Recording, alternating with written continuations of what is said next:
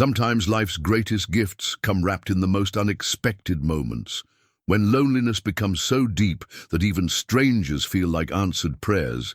The heart recognizes what the mind cannot yet understand. Mountain man Silas McGraw was just delivering supplies to a ranch in 1800s Montana when he knocked on the wrong door. The woman who answered, widowed rancher Margaret Lawson, took one look at him and declared, "God finally sent you to me to give me son." She was desperate, her ranch failing and her family line ending. He was a loner who'd spent decades avoiding people. But Margaret saw something in this rugged stranger that even he didn't know was there. She needed a protector, a partner, and a father for the children she prayed for. He needed a reason to stop running from life itself. Would this unlikely pair find love and family in the harsh frontier wilderness? Before we jump back in, tell us where you're tuning in from. And if this story touches you, make sure you're subscribed, because tomorrow I've saved something extra special for you. The morning sun cast long shadows across the Montana wilderness as Silas "Grizzly" McGraw guided his pack horse down the winding mountain trail. At 42, his weathered face bore the marks of decades spent in nature's harshest embrace. Deep lines carved by wind and sun, a salt and pepper beard that hadn't seen a proper barber in years, and steel-gray eyes that had witnessed more solitude than most men could bear.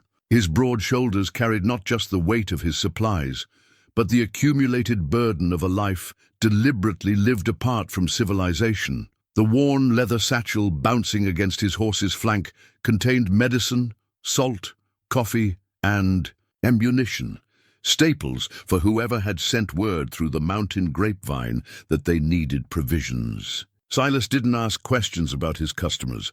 In his experience, folks who lived this far from towns had their reasons, just as he had his. The arrangement suited everyone. They got what they needed. He got enough coin to keep himself supplied. And nobody had to make small talk about weather or politics. His own cabin sat nestled in a valley so remote that most maps didn't acknowledge its existence. He'd built it with his own hands 15 years ago, after deciding that humanity had disappointed him for the last time. The structure was solid, practical, and lonely, three qualities that had defined most of his adult life. Winters there tested a man's resolve. Summers brought their own challenges with bears and unpredictable weather, but solitude had become his closest companion. Yet lately, something had been stirring in Silas that he couldn't quite name. Perhaps it was the way his conversations with himself had grown longer, or how he'd started talking to the horses as if they might actually respond with wisdom. The silence that had once comforted him now felt heavier, more oppressive. He'd begun to wonder if a man could push himself so far from human contact that he forgot how to find his way back. The address, scribbled on the paper in his pocket, was becoming harder to read with each mile. The ink had smudged, and his own memory wasn't what it used to be. He'd been riding for 2 days, following landmarks that seemed familiar but not quite right. When the trail finally opened onto a valley with a small ranch house and outbuildings, Silas felt relief wash over him. Smoke curled from the chimney, suggesting someone was home and expecting supplies. The ranch itself told a story of struggle and determination. The fence posts stood straight but showed signs of frequent repair. The barn had been patched in several places, and the corrals held fewer cattle than the land could support. It was the kind of place where every nail and board had been fought for, where winters were survived rather than simply endured. As he approached the modest house, Silas noticed details that spoke of a woman's presence: wildflowers planted along the porch, curtains in the windows, and a general orderliness that bachelor ranchers rarely maintained. He dismounted, tied his horse to the hitching post, and knocked on the solid wooden door. The woman who answered defied every expectation he'd formed during his ride. Margaret Lawson stood perhaps 5.5 feet tall, with auburn hair pulled back in a practical bun that couldn't quite contain the rebellious strands framing her face. Her green eyes held an intensity that spoke of intelligence, determination, and something deeper, a longing that he recognized because it echoed his own. She wore a simple blue dress that had seen better days, but was clean and well-mended, and her hands showed the calluses of someone who worked alongside her hired help rather than merely giving orders. But it was her expression that stopped him. Cold. She looked at him, not with the polite wariness most folks showed strangers, but with something approaching wonder. Her eyes traveled from his face to his broad shoulders, taking in his mountain man appearance, and then returned to meet his gaze with an intensity that made him want to step backward. "You're not who I expected," she said, her voice carrying a slight tremor that suggested emotion held carefully in check. Silas cleared his throat and gestured to his pack horse. "Ma'am, I've got your supplies here. Medicine, salt, coffee, and such. Though I have to say I'm not entirely certain I've got the right place." Margaret stepped onto the porch, moving closer, and Silas caught the scent of lavender soap and something that might have been hope. "What's your name?" she asked. "Silas McGraw, ma'am. Most folks call me Grizzly. Margaret Lawson." She extended her hand in a gesture that was both formal and somehow intimate. When he shook it, her fingers were warm and calloused, speaking of hard work and resilience. "And you said you might have the wrong place." He pulled the crumpled paper from his pocket. "Well, the writing's not as clear as it might be, and I've been following landmarks that seemed right, but may I see that?" Margaret examined the paper, her brow furrowing. After a long moment, she looked up at him with an expression he couldn't quite read. "Mr. McGraw, this order was placed by the Henderson ranch, about 20 miles north of here. They've been waiting for medical supplies for their foreman's wife." Silas felt heat creep up his neck. In 15 years of making supply runs, he'd never delivered to the wrong address. "I apologize, ma'am. I'll be on my way and let you get back to your day. Wait." The word came out sharper than she'd intended, and she softened her tone. "I mean, you've ridden a long way, and your horse looks like he could use rest and water. The least I can offer is a meal and a place to rest before you continue." Something in her voice made him pause. It wasn't just politeness. There was an undercurrent of desperation that spoke to something deep in his chest. "That's kind of you, but I shouldn't impose." "It's no imposition." Margaret stepped closer, close enough that he could see the gold flecks in her green eyes. "Truth is, I haven't had proper conversation with another soul in over 2 months. My nearest neighbor is 15 miles away, and the last hired hand I could afford quit at the end of last season." The admission hung between them, heavy with implications. Silas found himself studying her face, noting the fine lines around her eyes that spoke of squinting into harsh sun and wind, the determined set of her jaw, the way she held herself with dignity despite clearly asking for something. "I suppose the horse could use the rest," he heard himself saying. Margaret's smile transformed her entire face. "Good. I'll put on coffee and see what I can manage for lunch. You can put your horse in the corral there. There's hay in the barn and fresh water in the trough." As he led his horse toward the corral, Silas found himself glancing back at Margaret as she disappeared into the house. Something about this detour felt significant, though he couldn't say why. The worn wedding ring hanging on a chain around her neck had caught the sunlight when she'd leaned forward, and he'd noticed how she'd tucked it back into her dress as if it were both precious and painful. The barn was well maintained despite its age, and as he unsaddled his horse, Silas took note of the careful organization, the mended tack hanging in neat rows, the way everything had a place and purpose. This was a woman who understood that survival on the frontier required attention to detail and respect for the tools that kept you alive. When he returned to the house, the smell of coffee and frying bacon greeted him. Margaret had set 2 places at a simple wooden table, and she moved around the small kitchen with efficient grace. "Please sit," she said without turning around. "I hope bacon and eggs suit you. It's not fancy, but it's filling." "Ma'am, I've been eating my own cooking for 15 years. Anything that doesn't taste like charcoal and regret is fancy to me." She laughed.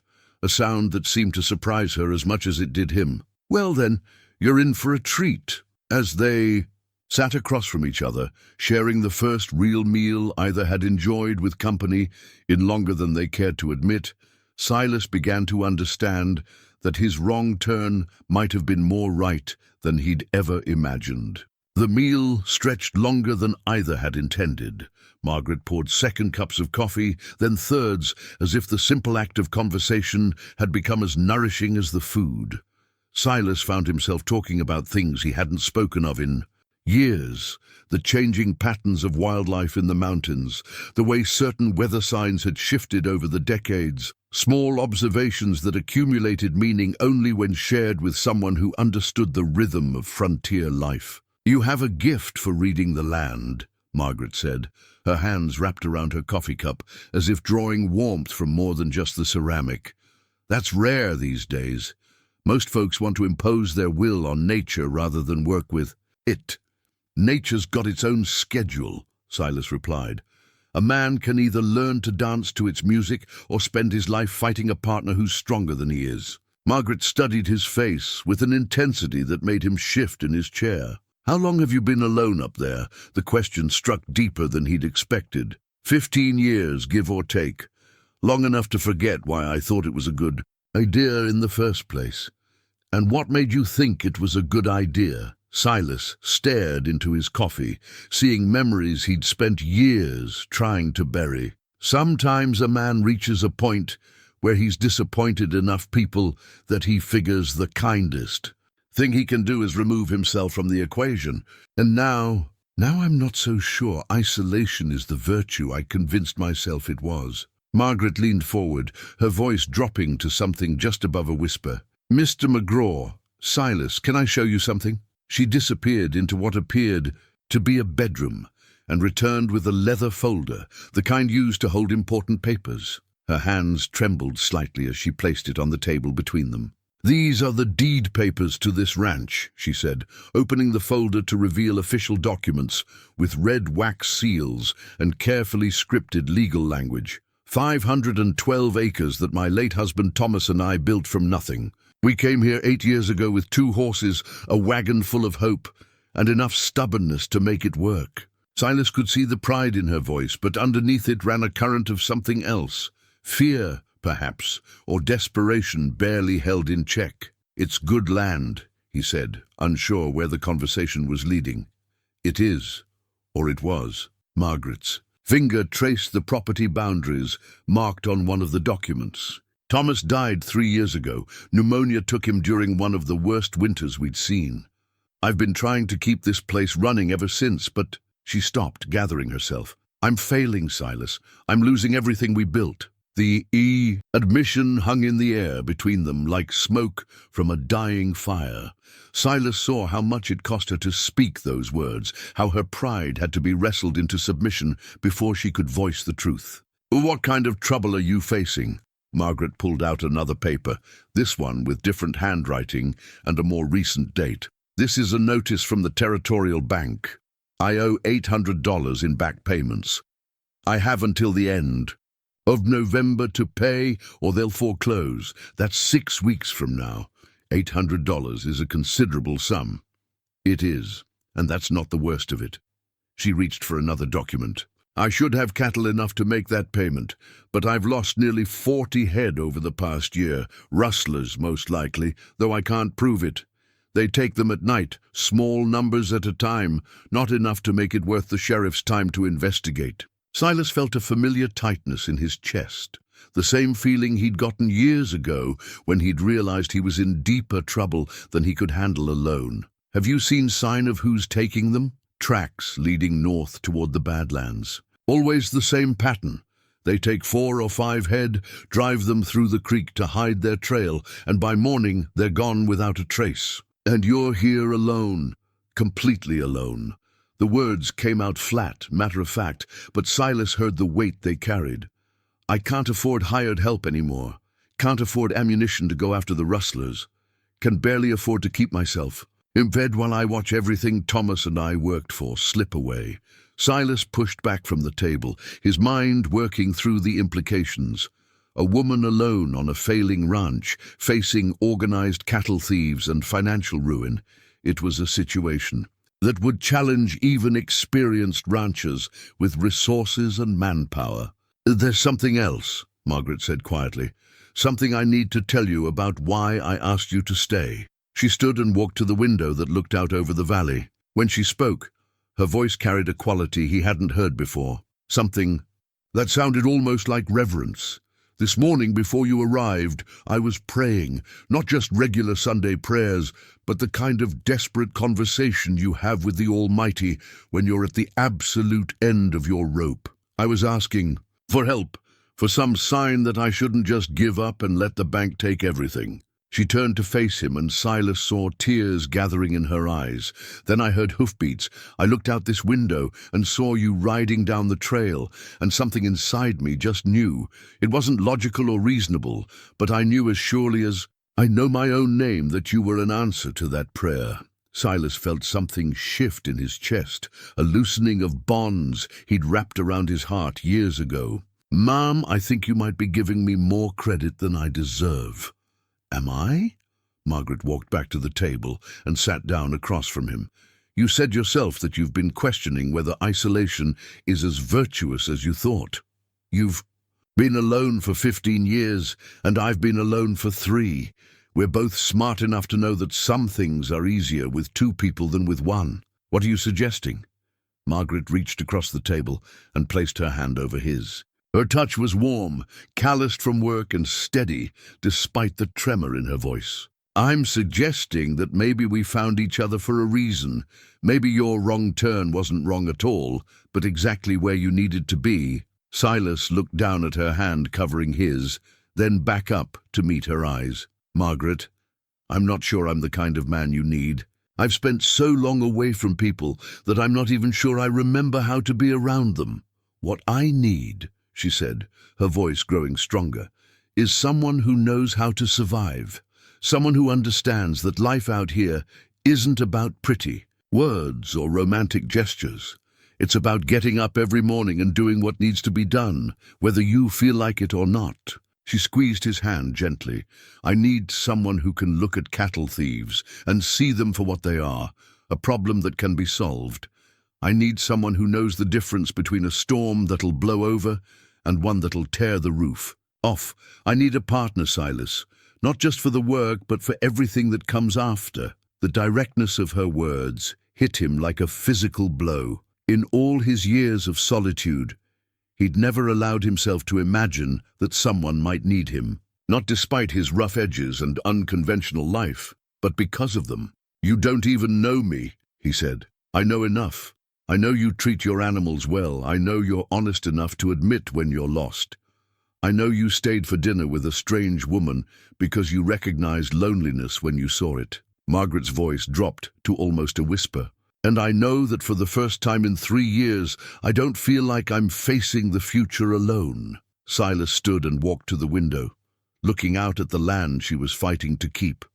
The afternoon sun cast everything in golden light, the struggling pastures, the patched barn, the mountains beyond that had been his home for so long. "What exactly are you asking me to do?" "Stay," she said simply. "Help me save this ranch. Help me build something that will last. Help me." She paused, and when she continued, her voice carried a note of vulnerability that made his chest tighten. "Help me not spend the rest of my life alone." He turned to face her and saw something in her expression that he'd never expected to see directed at him. Hope tempered with trust, the look of someone who'd decided to gamble everything on a single throw of the dice. "The Henderson ranch still needs their supplies," he said. "Then we'll deliver them together, and when we come back, we'll start figuring out how to catch these rustlers and save this place." "Margaret, I know it's sudden. I know it doesn't make sense by any conventional measure. But sometimes the right thing doesn't make sense until you're brave enough to do it." Silas looked at this woman, who'd been a stranger an hour ago, and was now offering him something he'd convinced himself he didn't want: purpose, partnership, and the possibility of building something meaningful with another human being. "If I stay," he said carefully, "it won't be easy. I'm not used to considering anyone else in my decisions. I've got my own way of doing things, and it might not match yours. If you stay, Margaret replied, we'll figure it out as we go. That's what partnerships are. Two people deciding that whatever problems they face, they'd rather face them together than apart. Through the window, Silas could see storm clouds gathering over the mountains. Winter was coming, and with it, the kind of weather that could break even well-prepared people. But for the first time in years, the approaching season didn't fill him with the familiar resignation of another winter spent in solitary survival. "All right," he said, the words feeling both foreign and surprisingly right. "I'll stay." The ride to the Henderson ranch took most of the following morning, giving Silas and Margaret their first real test of working together. Margaret sat her horse with the easy confidence of someone born to the saddle, and she knew the country well, enough to guide them along the most efficient route through terrain that would have taken Silas hours to navigate alone. "Tell me about these rustlers," Silas said, as they crossed a shallow creek, the horses picking their way carefully over the rocky bottom. "Started about 8 months ago," Margaret replied, her voice carrying the flat tone of someone who'd spent many sleepless nights thinking about the problem. "At first I thought it was just natural losses. Wolves, bears, cattle wandering off, but the pattern was too regular. And I found boot prints where there should have been hoof prints." Silas dismounted to examine the creek bank, his trained eyes reading the story written in mud and stone. "They cross here regular. Every time there's an old cattle trail that leads up through those rocks toward the Badlands, perfect for moving stolen stock without being seen." He knelt by the water's edge, noting the churned earth and the way certain rocks had been displaced. Margaret watched him work, noting how he seemed to absorb information through his fingertips as much as his eyes. "How many men, you figure?" 3, maybe 4. They work efficient, in and out in less than 2 hours. They know cattle, know how to move them quiet without spooking the rest of the herd." Silas stood, brushing dirt from his hands. His hunting knife hung at his belt, and Margaret found her eyes drawn to it. The weapon was clearly well used, but carefully maintained, the leather grip worn smooth by decades of practical use. There was something reassuring about seeing a man who took care of his tools. "We'll need to set up some kind of watch system," he said. "Can't catch them if we don't know when they're coming." "I tried that. Lasted about 2 weeks before exhaustion. Nearly got me killed. Can't run a ranch during the day and stay awake all night watching for thieves. That's why there's 2 of us now." The simplicity of the statement struck Margaret with unexpected force. For 3 years, every problem had been hers alone to solve. The idea that someone else might share the burden felt almost too good to believe. They found the Henderson ranch in chaos. The foreman's wife had developed a fever that had the whole household in a panic, and the medical supplies Silas carried proved to be exactly what the situation required. While Margaret helped tend to the sick woman, Silas found himself in conversation with Joe Henderson, a weathered rancher whose own spread had been troubled by similar problems. "Cattle thieves been working the whole territory," Henderson said as they stood in his barn, ostensibly checking on his horses, but really sharing information. "The way frontiermen did, carefully, with an eye toward mutual benefit. Lost 12 head myself last month. Sheriff says his hands are full with other troubles. Same pattern as Margaret's facing? Near enough. Small numbers, nighttime work, tracks leading toward the Badlands. Professional operation, not some drifters. Looking for easy meat." Silas absorbed this information while helping Henderson repair a bridle. "You organize any response with the other ranchers?" "Tried to. Problem is, we're all spread too far apart and too short-handed to mount any kind of coordinated effort. By the time word gets around that someone's been hit, the thieves are long gone, and the trail's cold." When they prepared to leave, Henderson pulled Silas aside. "Margaret Lawson's a good woman, lost her husband to circumstances beyond her control, been fighting to keep that place going ever since. She's proud, though. Probably took considerable courage for her to accept help from anyone. I'm getting that impression. What I'm saying is, don't take it personal if she's particular about how things get done. She's had to be self-reliant for so long that trusting someone else is going to feel strange to her. The ride back to Margaret's ranch gave Silas time to think about Henderson's warning. As they crested the hill overlooking her property, he could see the challenges she faced with fresh eyes. The pastures needed work, the fences required repair, and the cattle scattered across the range looked thin despite the decent grass. "We should start with the immediate problems," he said, as they unsaddled their horses. "Get the herd concentrated closer to the buildings where we can watch them better." Margaret paused in the act of removing her horse's bridle. "That's not how we've always done it." Thomas believed in letting cattle range freely, said it made them stronger. Thomas wasn't dealing with organized thieves. The words came out sharper than Silas had intended, and he saw Margaret's expression tighten. "I didn't mean—" "I know what you meant." Her voice carried an edge of defensiveness that reminded him of a cornered animal. "But this ranch worked fine for years before you arrived. Just because I'm having trouble now doesn't mean everything we built was wrong." Silas took a breath, recognizing the treacherous ground he'd stumbled onto. "You're right. I apologize. I'm used to making decisions without consulting anyone, and that's not going to work if we're partners." Margaret finished tending to her horse in silence, and Silas found himself wondering if his offer to stay had been a mistake. The woman who'd seemed so grateful for his help yesterday now appeared to be having second thoughts about sharing authority over her own land. "Margaret," he said as they walked toward the house, "help me understand something. What exactly are you hoping I can do here?" She stopped walking and turned to face him. "I need your skills, your experience with dangerous situations.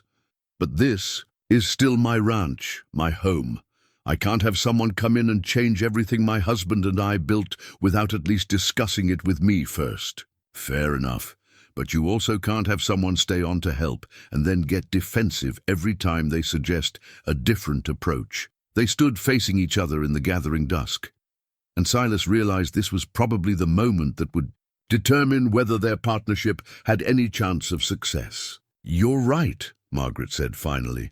"I've been making decisions alone for so long that having someone question them feels like criticism, even when it's not meant that way. And I've been alone so long that I've forgotten how to explain my thinking instead of just acting on it." Margaret managed a small smile.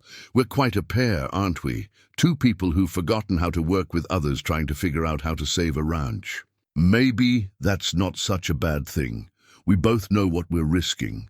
As they prepared dinner together in the small kitchen, Silas found himself paying attention to the way Margaret moved, how she organized her work, the quiet efficiency with which she managed the dozens small tasks that kept her household running. She'd learned to do everything herself, and it showed in her careful conservation of motion and materials. "Tell me about the winter preparations," he said, as they sat down to eat. "What usually needs to be done? Hay for the cattle, firewood for the house, repairs to anything that might not survive the weather. Thomas and I used to spend most of September and October getting ready." Her voice carried a note of remembered companionship that made Silas understand how deeply she missed having a partner in the work. "We'll need to move faster than usual," he said. "Can't prepare for winter and watch for rustlers and try to build up the herd all at the same time without some kind of plan." Margaret nodded, and he could see her mental wheels turning. The cattle are the priority. Without them, there's no point in preparing for winter because there won't be any way to pay the bank. Agreed. Which means we need to catch these thieves before they bleed you dry. How do you propose we do that? Silas pulled out his hunting knife and began cleaning it with a whetstone, the rhythmic scraping filling the silence while he thought. Margaret found herself watching his hands, noting the careful way he maintained the blade's edge. "First, we gather information. Find out exactly when they've been hitting you. Look for patterns in timing or weather. Second, we make it harder. For them, move the cattle closer, improve our sight lines, maybe set up some kind of early warning system. And third, we make them think twice about coming back." Something in his voice made Margaret look up from her plate. "What does that mean?" Silas tested the knife's edge against his thumb, drawing a thin line of blood. "It means we make the cost of stealing your cattle higher than the profit they're getting from it." The kitchen fell quiet, except for the scraping of the whetstone.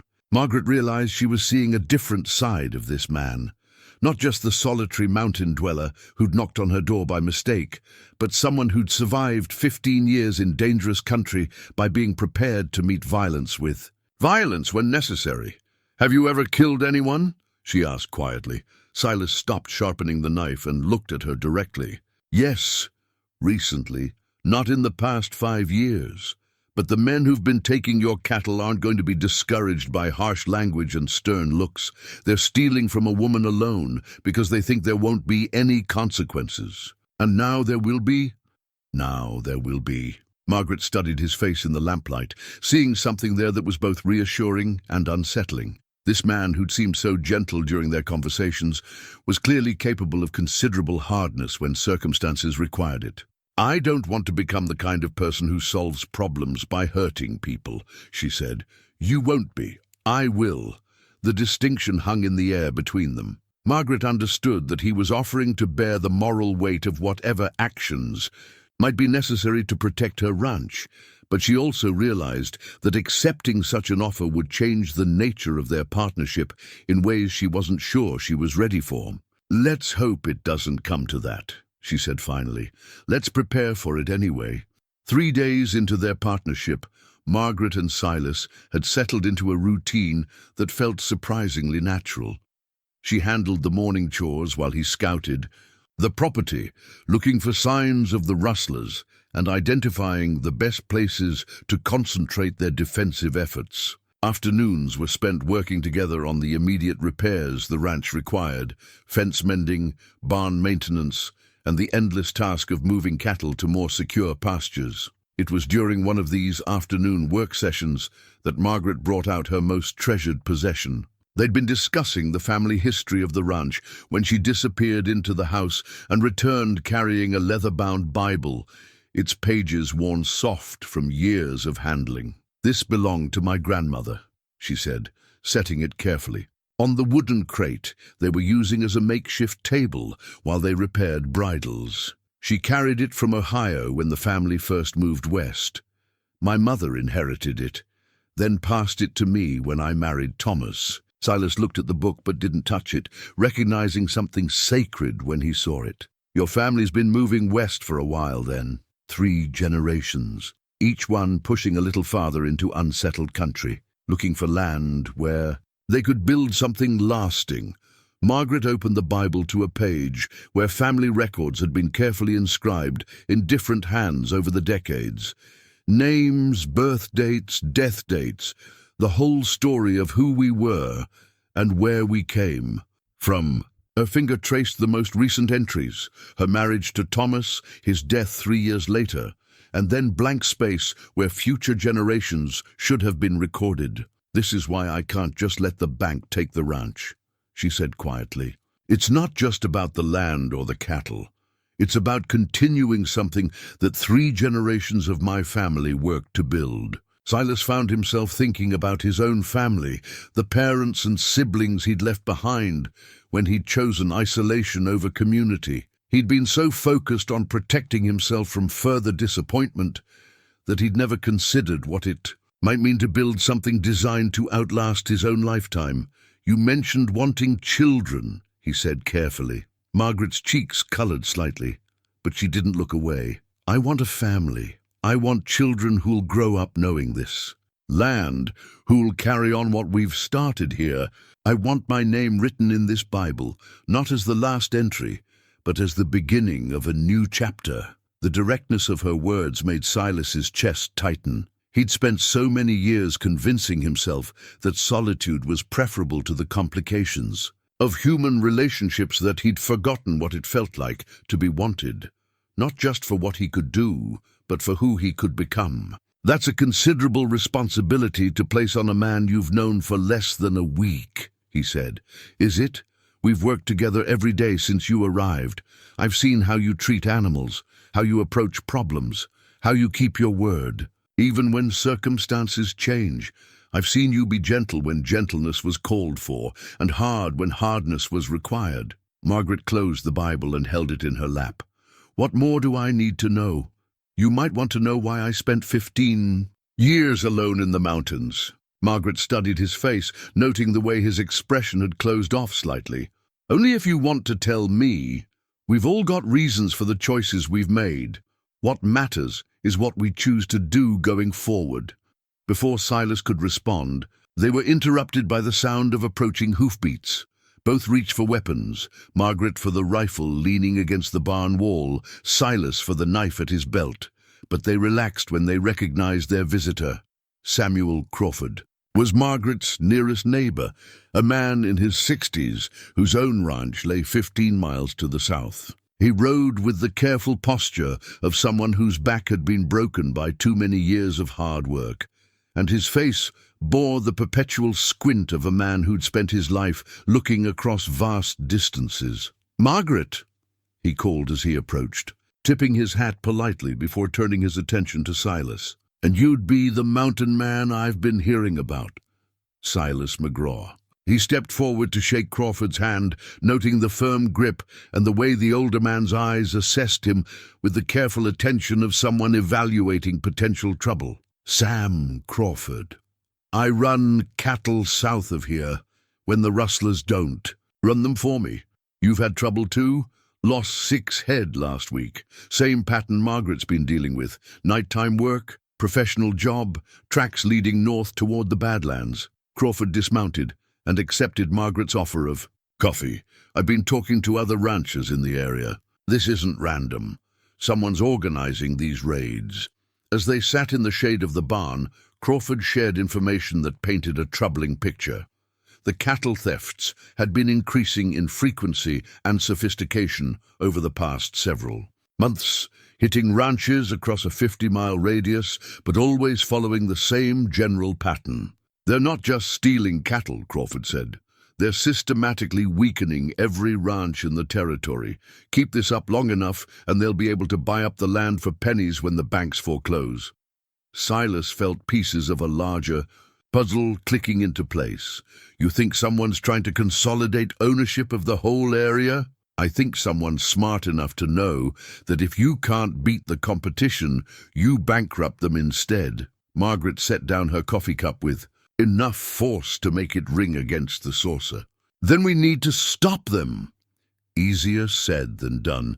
They're organized, well-equipped, and they know the country. What they don't expect is organized resistance from the ranchers. "What are you proposing?" Silas asked.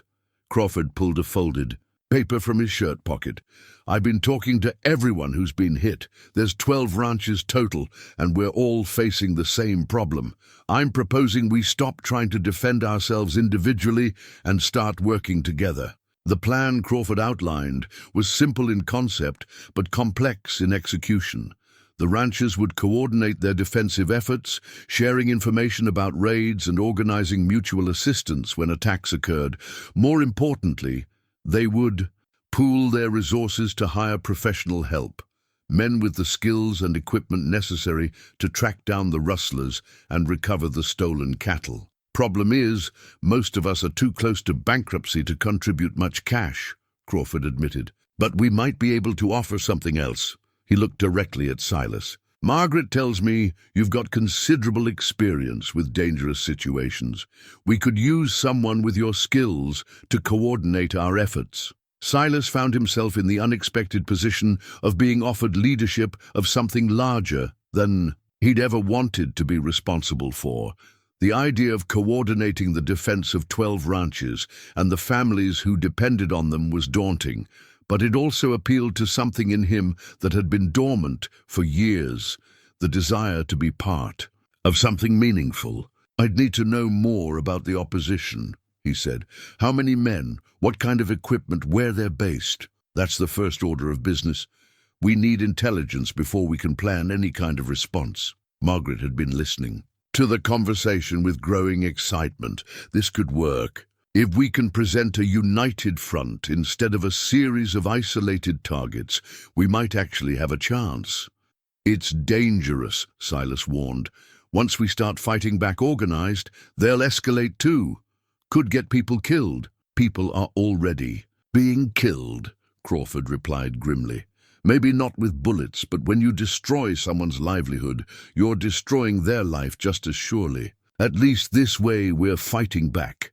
That evening, after Crawford had left with Silas's tentative agreement to coordinate the ranch's response, Margaret and Silas found themselves sitting on her front porch as the sun set behind the mountains. The conversation had moved from practical planning to more personal territory. "You don't have to do this," Margaret said.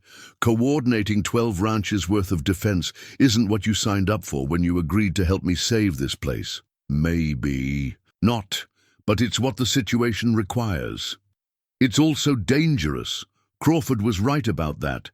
"Once we start organized resistance, we become targets." Silas was quiet for a long moment, watching the light fade from the western sky. "Margaret, can I ask you something personal?"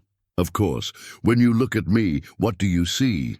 The question surprised her.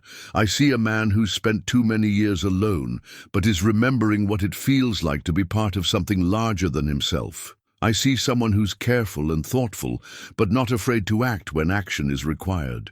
I see," she paused, gathering courage, "I see the father of the children I hope to have someday."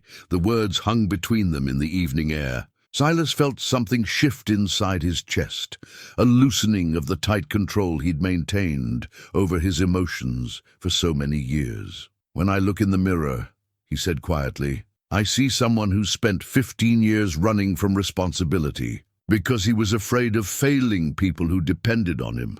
But when I look at this ranch, at you, at the possibility of building something that will last, I see a chance to stop running." Margaret reached across the space between their chairs and took his hand. Her fingers were warm and calloused from work, and her grip was steady. "Then let's stop running together." As night settled over the valley, they sat in comfortable silence, two people who'd found each other by accident, discovering that some of life's most important journeys begin with a single step in an unexpected direction. The first test of their partnership came on a cold October morning when Margaret woke to find 5 head of cattle missing from the pasture closest to the house. The theft had been so quiet that neither she nor Silas had heard anything during the night, despite taking turns on watch duty. "They're getting bolder," Silas said as he knelt by the fence line, studying the tracks in the soft earth. "Look at this. They cut the wire instead of going through the gate. That's not the work of opportunistic thieves. That's someone who came prepared with specific tools." Margaret stood beside him, her rifle cradled in her arms, and her face set with the kind of anger that came from being violated in your own home.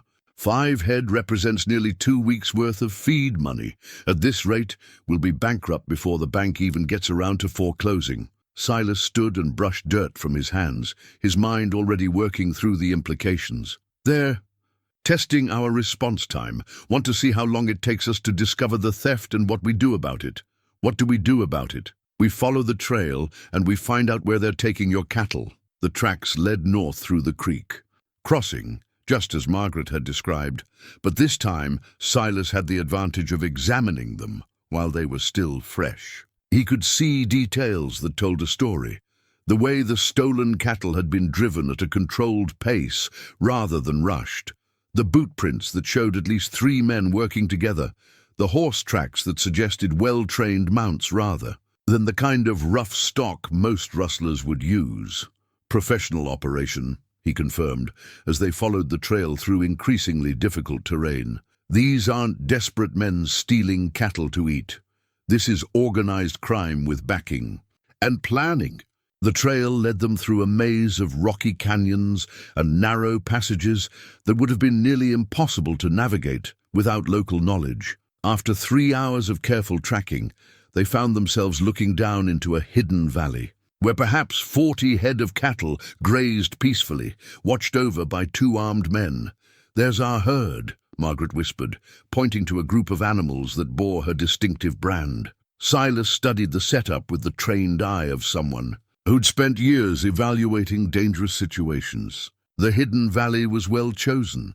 Only one way in or out, good grass and water for the cattle, and clear sight lines that would make it nearly impossible to approach without being seen. "We can't take them with just the two of us," he said quietly. "Too well defended, and we'd be shooting at men who might be just hired hands rather than the real problem. Then what do? We gather the information Crawford needs, and we start building the case for organized response." Margaret wanted to argue, wanted to demand immediate action, but she could see the wisdom in Silas's approach. They spent another hour observing the hidden valley, noting the number of cattle, the positions of the guards, and the routine the thieves had established. It was on the ride home that their partnership faced its first real crisis. As they crossed an open meadow, perhaps 2 miles from Margaret's ranch, they heard the sound of approaching riders, too many horses moving too fast to be anything other than trouble. "There!" Silas pointed to a stand of rocks that would provide cover. "Move!" They reached the rocks just as 6 mounted men crested the ridge behind them. Margaret recognized none of them, but their intent was clear from the way they spread out and approached with weapons drawn. "You folks been doing some sightseeing today?" called their leader, a man with a scarred face and the kind of easy confidence that came from being accustomed to having his questions answered. "Just checking our boundaries," Margaret replied, her voice steady despite the rifle barrels pointed in their direction. "Funny thing about boundaries," the scarred man said, dismounting and walking closer. "Sometimes people get confused about where they end. Sometimes they wander onto property that don't belong to them." Silas stepped forward, positioning himself between Margaret and the approaching threat. His hand rested casually near his hunting knife, but Margaret could see the tension in his shoulders. "We haven't crossed onto anyone else's property," Silas said calmly. "Maybe not legally, but there's all kinds of property, ain't there? There's the kind that's written down in books, and there's the kind that's understood between reasonable people." The scarred man was close enough now that Margaret could see the cruel intelligence in his eyes. "See, we've got an understanding with folks in this territory. They mind their own business, we mind ours. Everybody stays healthy." "And what business would that be?" Silas asked. The man smiled, revealing teeth stained with tobacco. "Oh, we're in the livestock business. Moving cattle from places where they ain't appreciated to places where they are." Margaret felt anger flare in her chest. These were the men who'd been systematically destroying her livelihood, and now they had the audacity to threaten her on her own land. "Those cattle you're moving happen to belong to people who worked hard to acquire them," she said, stepping out from behind Silas despite his warning gesture. "Do they now? That's interesting, because from what I hear, most of the folks around here are having trouble holding onto their stock. Market forces, you might say. Natural selection." "There's nothing natural about theft." The scarred man's expression hardened. "Lady, you want to be very careful about the words you use. Accusations like that can hurt a man's reputation." Silas could feel the situation escalating beyond the point where words would resolve it. He'd counted 6 men, all armed, all positioned to have clear shots if violence erupted. The odds weren't good, but they weren't impossible either, if he moved. Fast, and Margaret kept her head. "Seems to me," Silas said, his voice taking on a deceptively casual tone, "that reputations are earned. A man who's proud of his work doesn't usually mind having it discussed in public. You're new around here, mountain man. Maybe you haven't learned the local customs yet." The scarred man's hand moved to rest on his pistol grip. "First lesson, smart folks know when to mind their own business." "And what's the second lesson?" "Second lesson is that folks who don't learn the first lesson don't usually stick around long enough to need a third one." The threat hung in the air, like smoke from a grass fire. Margaret could see Silas calculating distances and angles, preparing for violence that seemed increasingly inevitable. She also saw something else in his posture.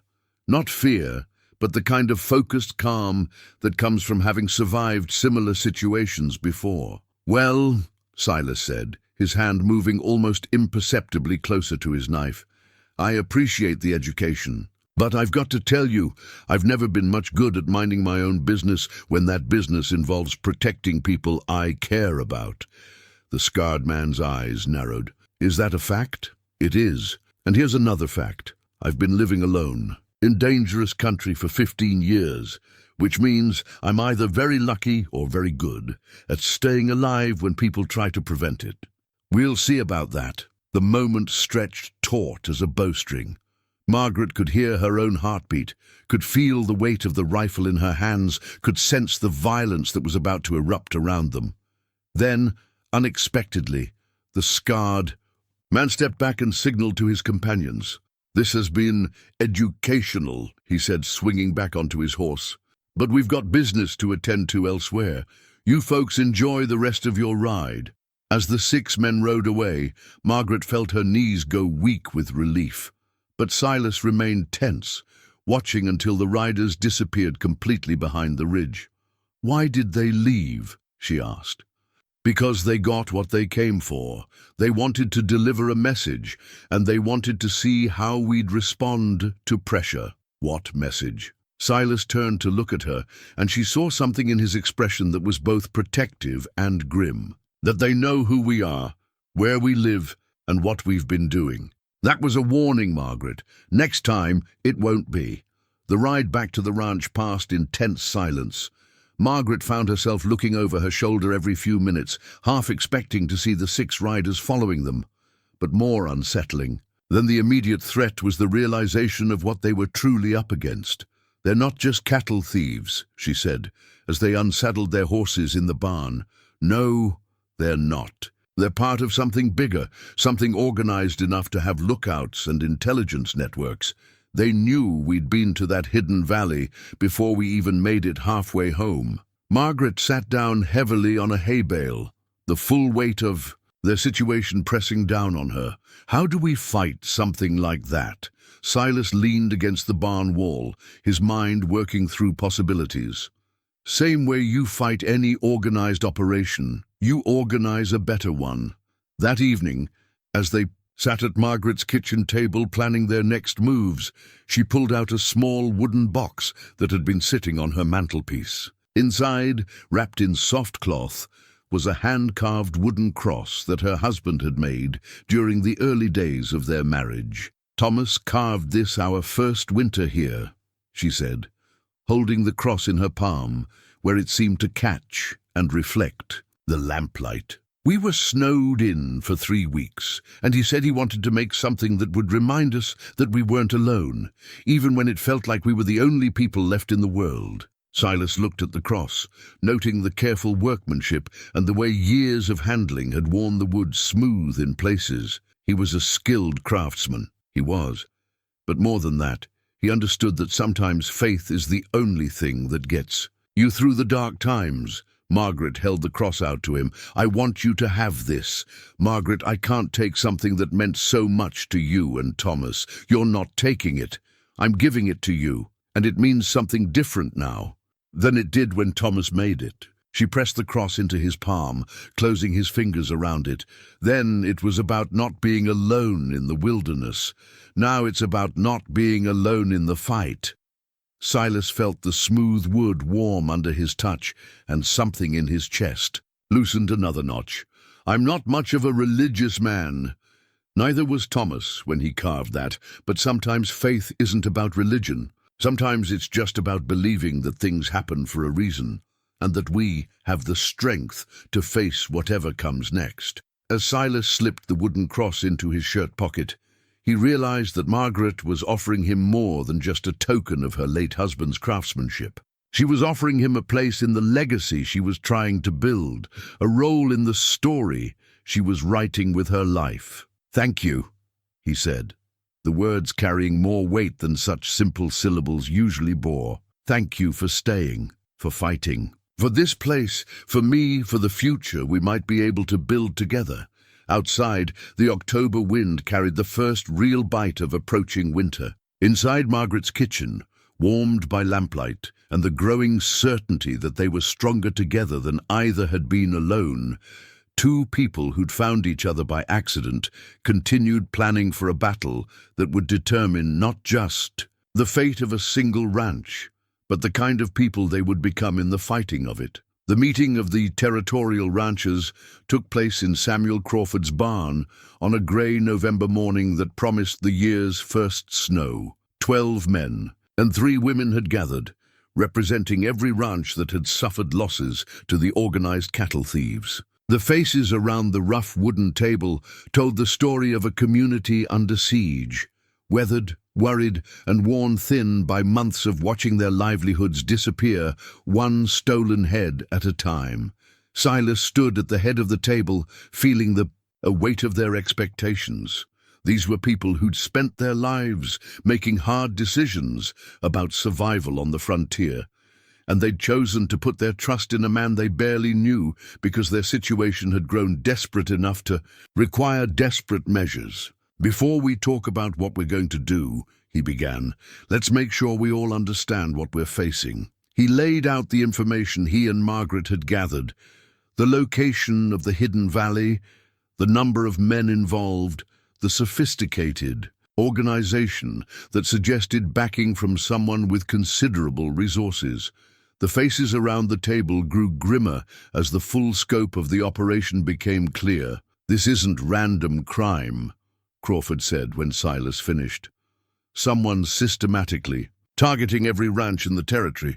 Question is, who benefits if we all fail?" Asked Martha Henderson, Joe's wife, whose practical intelligence had made her the unofficial treasurer of the informal alliance. Silas had been thinking about that question for days. Someone who wants to buy land cheap when the banks foreclose. Someone who sees opportunity in consolidating all the good grazing land in the territory under single ownership.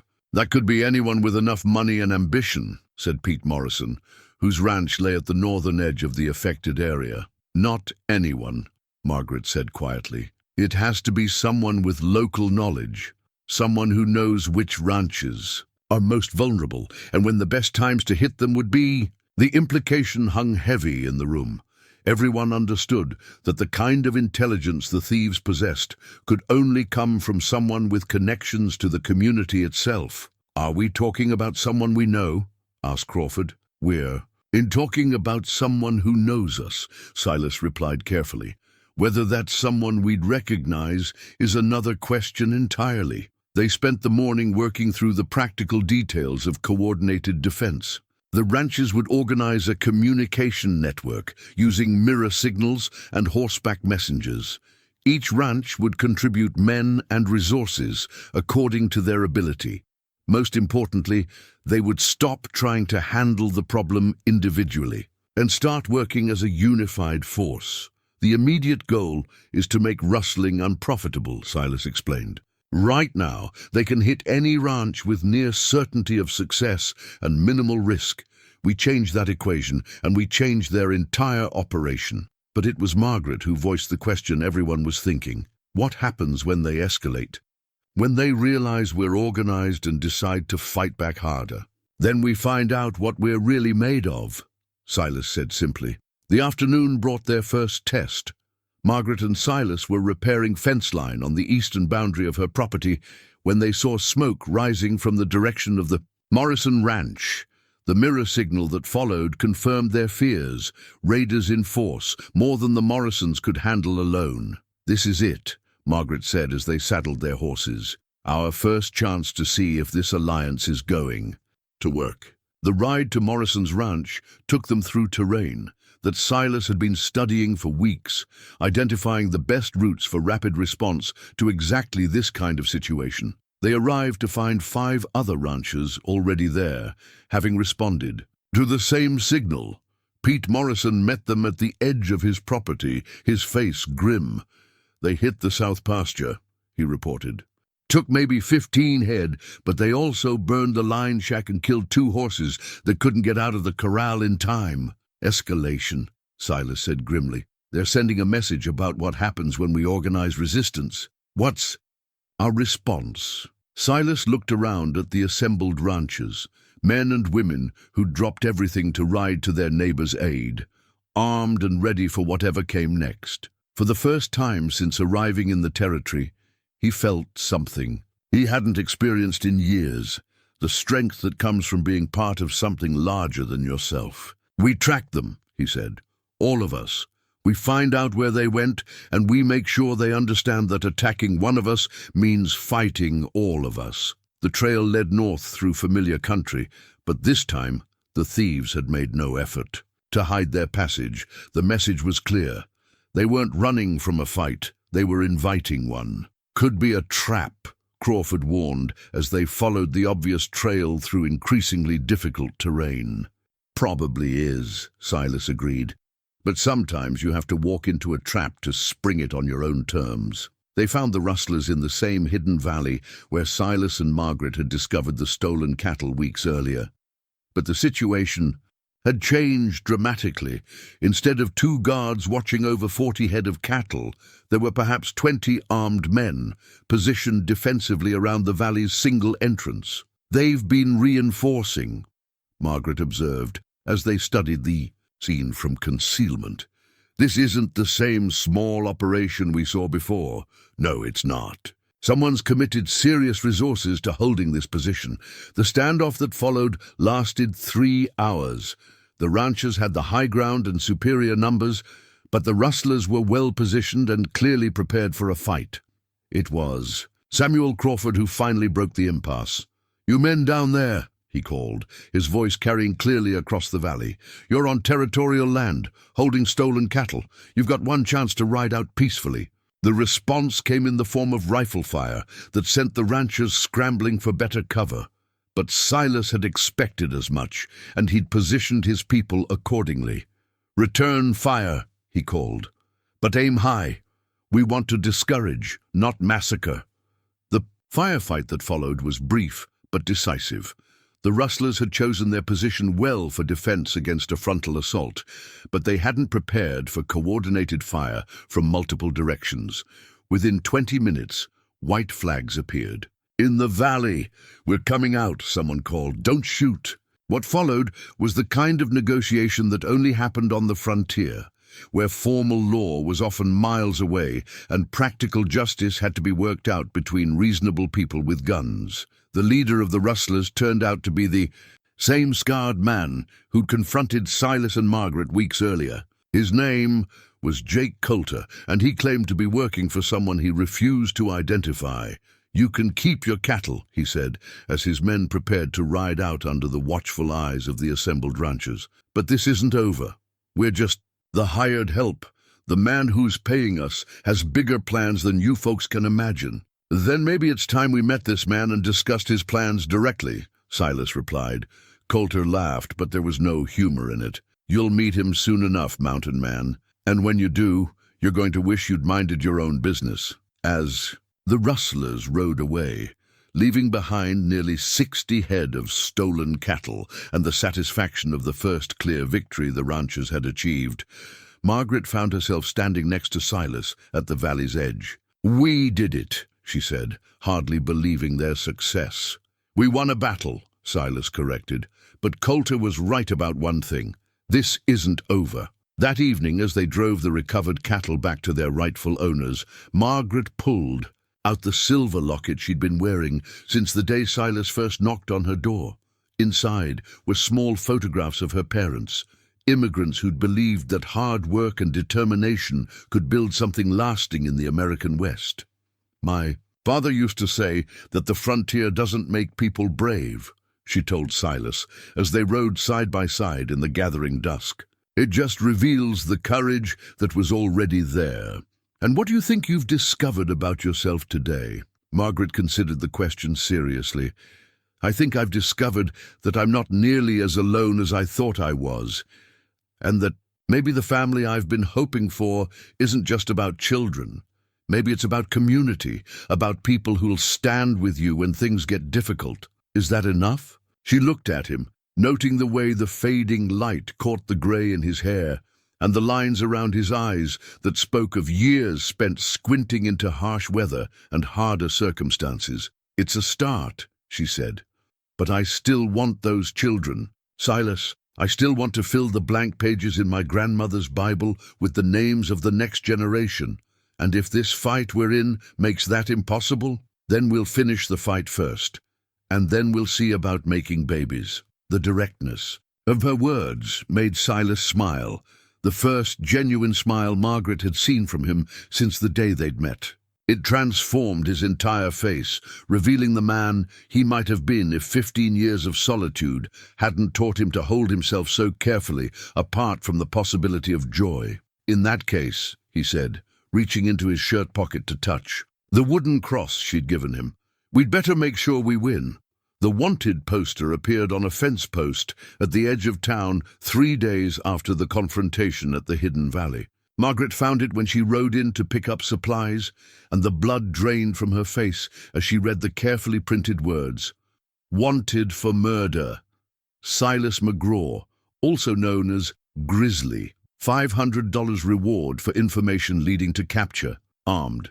And extremely dangerous." Below the text was a crude but recognizable sketch of Silas's face, along with a description that could have been written by someone who'd observed him closely. Margaret tore the poster down with shaking hands, but she knew it was too late. By now, similar notices would be posted throughout the territory, and word would be spreading through the informal networks that carried news faster than any official communication. She rode home in a daze, the poster folded and hidden in her saddlebags, but burning in her consciousness like a live coal. The man she'd begun to love, the partner she'd been planning to build a future with, was apparently a wanted murderer. The revelation struck at the foundation of everything she thought she knew about him. Silas was repairing the barn roof when she returned, his movements sure and economical as he replaced damaged shingles. For a moment, watching him work in the afternoon sunlight, Margaret could almost convince herself that the poster was some kind of mistake. This was a man who treated injured animals with gentleness, who'd spent patient hours teaching her better ways to manage cattle, who'd carved her initials into the wooden handle of a new pitchfork as a surprise. "Silas," she called, her voice carrying a tremor she couldn't quite suppress. "I need to speak with you." He climbed down from the roof, noting something in her expression that made him set aside his tools and give her his full attention. "What is it?" Margaret pulled the wanted poster from her saddlebags and handed it to him without a word. She watched his face as he read, saw the way his jaw tightened, and his eyes went flat in the way they did when he was preparing for trouble. "Where did you find this?" "Posted in town. Silas, is it true?" He folded the poster carefully and handed it back to her. "Yes and no. That's not an answer. It's the only answer I can give you right now." Silas walked to the corral fence and leaned against it, his gaze fixed on the mountains, where he'd spent 15 years hiding from exactly this moment. "The name on that poster is mine. The crime it describes happened, but the story behind it, that's more complicated than any wanted poster could explain." Margaret felt something cold settle in her stomach. "Tell me the story." Silas was quiet for a long moment, and when he spoke, his voice carried the weight of years of carefully guarded secrets. 15 years ago, I was a different man. I had a wife, Sarah, and a son, Benjamin. We lived in Colorado, and I made my living as a territorial marshal. It was dangerous work, but I was good at it, and it provided for my family." He paused, and Margaret could see the pain in his expression as he revisited memories he'd spent years trying to bury. There was a land dispute between a mining company and a group of homesteaders. The company had legal papers saying they owned the mineral rights, but the homesteaders had been there first and claimed the surface rights. It was the kind of conflict that territory courts were supposed to settle, but the mining company didn't want to wait for legal proceedings. What happened? They hired men to force the homesteaders out, professional gunmen who specialized in making legal problems disappear through violence. I was tasked with keeping the peace, but that's hard to do when one side has unlimited money and no scruples about how they use it. Margaret could see where the story was heading, and she found herself dreading the conclusion. The situation escalated. The mining company's men started burning homesteaders out, claiming it was justified because the homesteaders were trespassing on company property. When that didn't work fast enough, they started killing people, men, women, children, made it. Looked like accidents or random violence. Silas turned to face her directly, and Margaret saw something in his eyes she'd never seen before. Not just pain, but a kind of haunted recognition of his own capacity for terrible choices. I tried to handle it legally, filed reports, requested additional marshals, appealed to the territorial governor. But the mining company had politicians bought, judges influenced, newspapers controlled. Every legal avenue I tried led to a dead end. So what did you do? I did what I thought was right. I identified the leader of the gunmen, a man named Vincent Carrick, who'd killed at least 6 innocent people. I challenged him to a fair fight, thinking that if I could eliminate him, the others might back down. And I killed him. Fair fight, witnesses, everything legal according to territorial law. But it turned out Carrick had connections I didn't know about. Family in politics, friends in law enforcement. Within a week, the story had changed. Suddenly, I was a rogue marshal who'd committed murder to help the homesteaders steal company property. Margaret felt the pieces of the story settling into place like stones in her stomach. So you ran.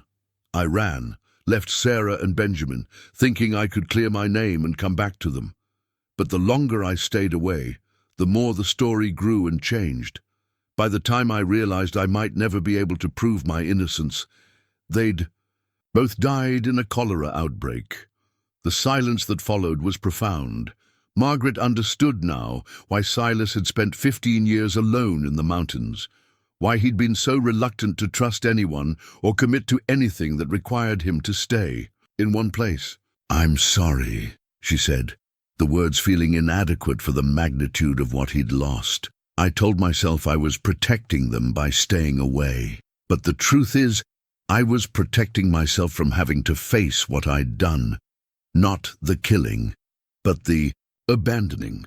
I chose my pride over my family, and they died while I was hiding in the mountains, feeling sorry for myself." Margaret looked at the wanted poster in her hands, seeing it now not just as a threat to their future together, but as a window into the tragedy that had shaped the man she'd fallen in love with. "Why are you telling me this now?" "Because whoever's behind the cattle rustling knows who I am. That poster didn't appear by accident. Someone wants to force me out of the territory, and they're using my past to do it. Or they want to collect the reward money. Maybe. But I think it's more than that. I think someone wants to eliminate the one person who's been coordinating resistance to their operation." Margaret walked to where he stood by the corral fence and placed her hand on his arm. "What does this mean for us?" Silas covered her hand with his own, and she could feel the tension in his muscles, the way he was holding himself ready to run at a moment's notice. "It means I should leave, tonight, before someone decides that $500 is worth more than whatever loyalty they might feel toward you. And if you leave, you'll be safe. The rustlers will probably go back to picking off isolated ranches one at a time, and you might be able to hold on to this place long enough to find another way to pay off the bank." Margaret was quiet for a moment, thinking through the implications of his departure. Without Silas to coordinate their efforts, the alliance of ranchers would probably fall apart. The rustlers would return to their systematic theft, and within months, most of the independent ranchers in the territory would be bankrupt. Everything they'd worked for would be lost, but more than that, everything she'd hoped for would disappear with him. The future she'd begun to imagine, children, family, a legacy written in her grandmother's Bible, would vanish like smoke on the wind. "There's another option," she said quietly. "What's that?" "We find out who's really behind all this, and we clear your name." Silas shook his head. "Margaret, I've been running from this for 15 years. If there was a way to clear my name, I would have found it. You were running alone. You didn't have help. You're talking about taking on powerful people with resources we can't match. It's not just dangerous, it's suicide." Margaret turned to face him directly, and he saw something in her expression that reminded him why he'd been drawn to her in the first place. The steel beneath the softness, the determination that had kept her fighting for her ranch, even when everything seemed hopeless. Silas, do you remember what you told me the day you decided to stay? You said that sometimes the right thing doesn't make sense until you're brave enough to do it. This is different. No, it's not. It's exactly the same. We have a choice. We can let fear make our decisions for us, or we can decide that what we're building here is worth fighting for. And if we fight and lose, if we both end up dead or in prison, Margaret reached into her pocket and pulled out the silver locket containing her parents' photographs. She opened it and showed him the faces of two people who'd risked everything to build a life in a new country. Then we'll have tried. We'll have stood for something instead of just running from it. And maybe that's enough. Silas looked at the photographs, then at Margaret's determined face, and felt something shift in his chest, the same loosening he'd experienced the day he'd decided to stay and help her save the ranch. All right, he said, we fight, but we do it smart and we do it together. Together, she agreed, closing the locket and slipping it back into her pocket. As the sun set behind the mountains, painting the sky in shades of red and gold, they stood by the corral fence and planned their next moves. The wanted poster had changed everything, but it had also clarified something important. They were no longer just fighting for a ranch, or even for their individual futures. They were fighting for the right to determine their own destiny, to write their own story instead of letting others write it for them. The battle ahead would be dangerous, possibly deadly. But for the first time in 15 years, Silas McGraw was no longer running from his past. And for the first time in 3 years, Margaret Lawson was no longer facing the future alone. The investigation began at dawn the next morning, but it was Margaret who provided the first breakthrough. While Silas had been focused on the tactical aspects of their situation, who might be watching them, how quickly word of his identity would spread, what their options were for fighting or fleeing, Margaret had been thinking about the deeper puzzle. Whoever put up that wanted poster knows too much about current events, she said, as they sat at her kitchen table planning their approach. That poster wasn't 15 years old and recently distributed. It was newly made, with details about where you've been seen recently. Silas looked at the poster again, noting details he'd missed in the shock of first seeing his name and face displayed so publicly. You're right. The description mentions the scar on my left hand that I got just 3 years ago.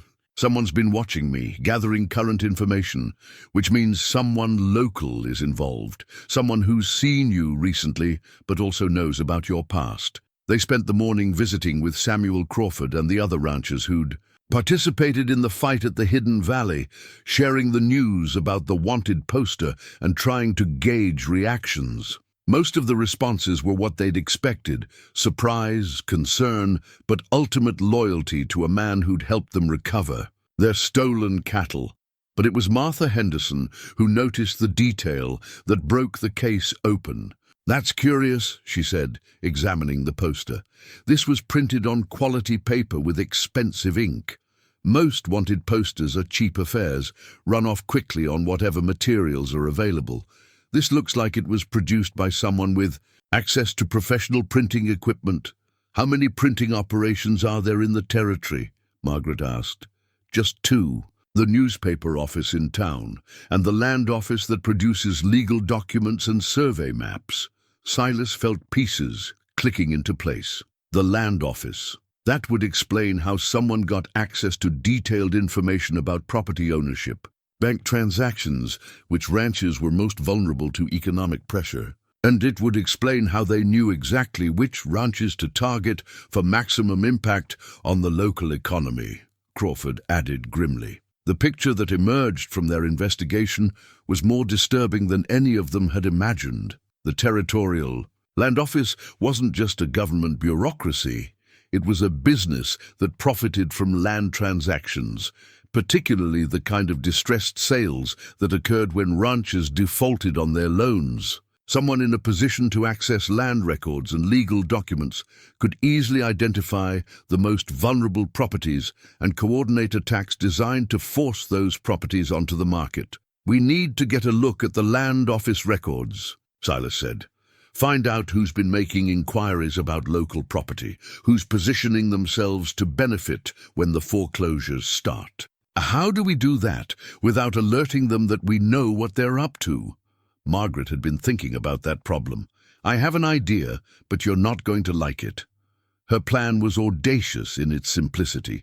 She would visit the land office, under the pretense of exploring options for dealing with her own financial difficulties. As a property owner facing potential foreclosure, she'd have legitimate reasons to ask about land values, recent sales, and who might be interested in purchasing distressed properties. "It's too dangerous," Silas objected. "If they recognize that you're investigating them, you become a target." "I'm already a target. We both are. The question is whether we're going to be passive targets or active ones." The land office occupied a substantial building in the center of town, with professionally painted signs and an air of prosperity that contrasted sharply with the general economic distress affecting the ranching community. Margaret approached it as she would any other business transaction, but with her senses alert for anything that might provide insight into the broader conspiracy. The man behind the desk was younger than she'd expected, perhaps 35, well-dressed, with the kind of soft hands that spoke of indoor work and regular meals. His name, according to a brass plate on his desk, was William Thornton, Assistant Territorial Land Commissioner. "Mrs. Lawson," he said, rising to greet her with a practiced smile, "what brings you to the land office today?" "Practical concerns, Mr. Thornton. I'm sure you're aware that many of the local ranchers are facing financial difficulties. I'm hoping to explore my options before circumstances force me into a position where I have no choices left." Thornton's expression became appropriately sympathetic. "Of course, these are difficult times for agricultural operations. Please sit down and let's discuss your situation." What followed was a careful dance of information gathering. Margaret played her role perfectly, a worried widow trying to understand her legal and financial position.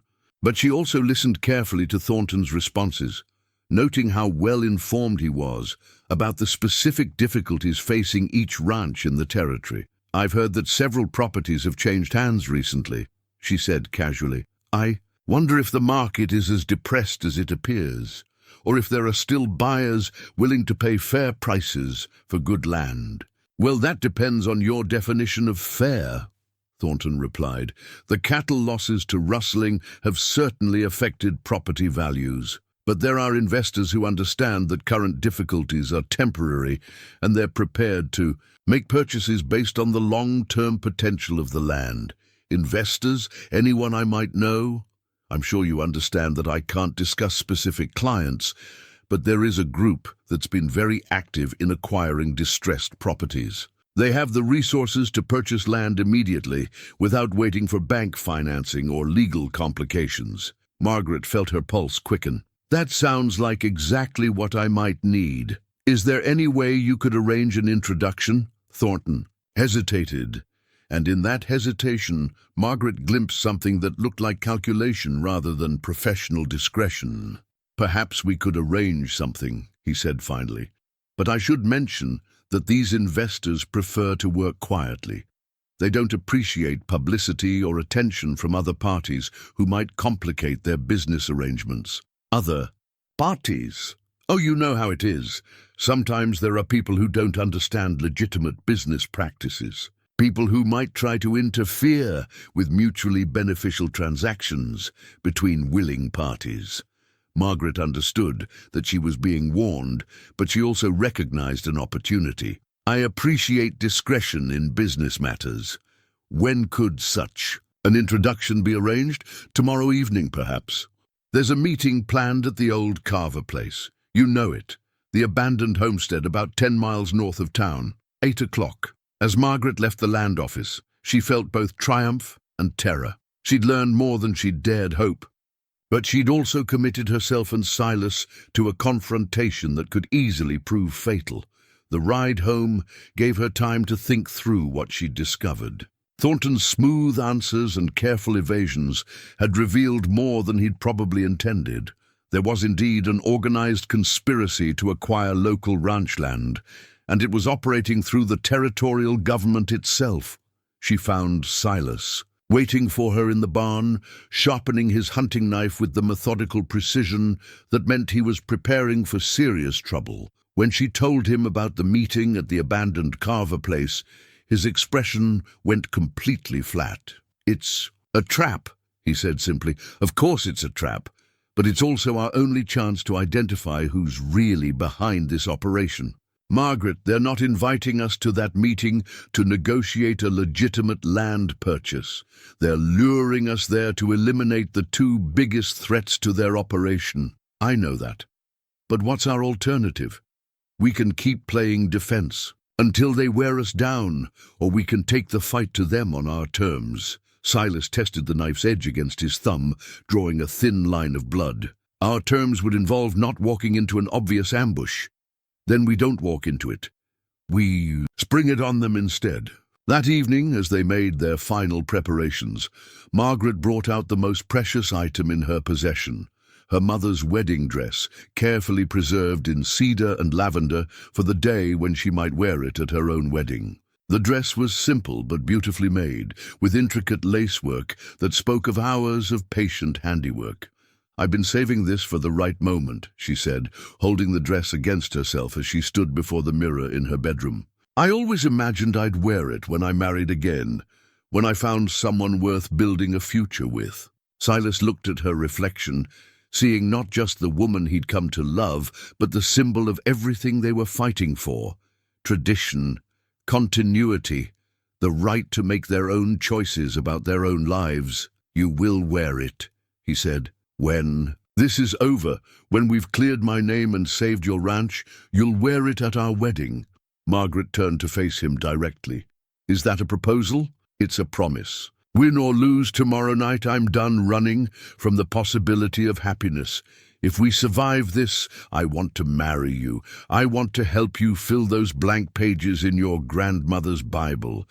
I want to build something that will last longer than either of us." She stepped closer to him, close enough to see the determination in his grey eyes, the set of his jaw that spoke of a man who'd made peace with whatever consequences his choices might bring. "And if we don't survive, then we'll have died fighting for something worth dying for, instead of living in fear of losing it." Margaret folded the wedding dress carefully and placed it back in its cedar chest. "Then let's make sure we survive." The Sioux plan they developed was complex but necessary. They would arrive at the Carver place early, before the scheduled meeting, and position themselves where they could observe and potentially escape if the situation went badly. Samuel Crawford and 3 other ranchers would wait in concealment nearby, ready to provide assistance if the meeting turned violent.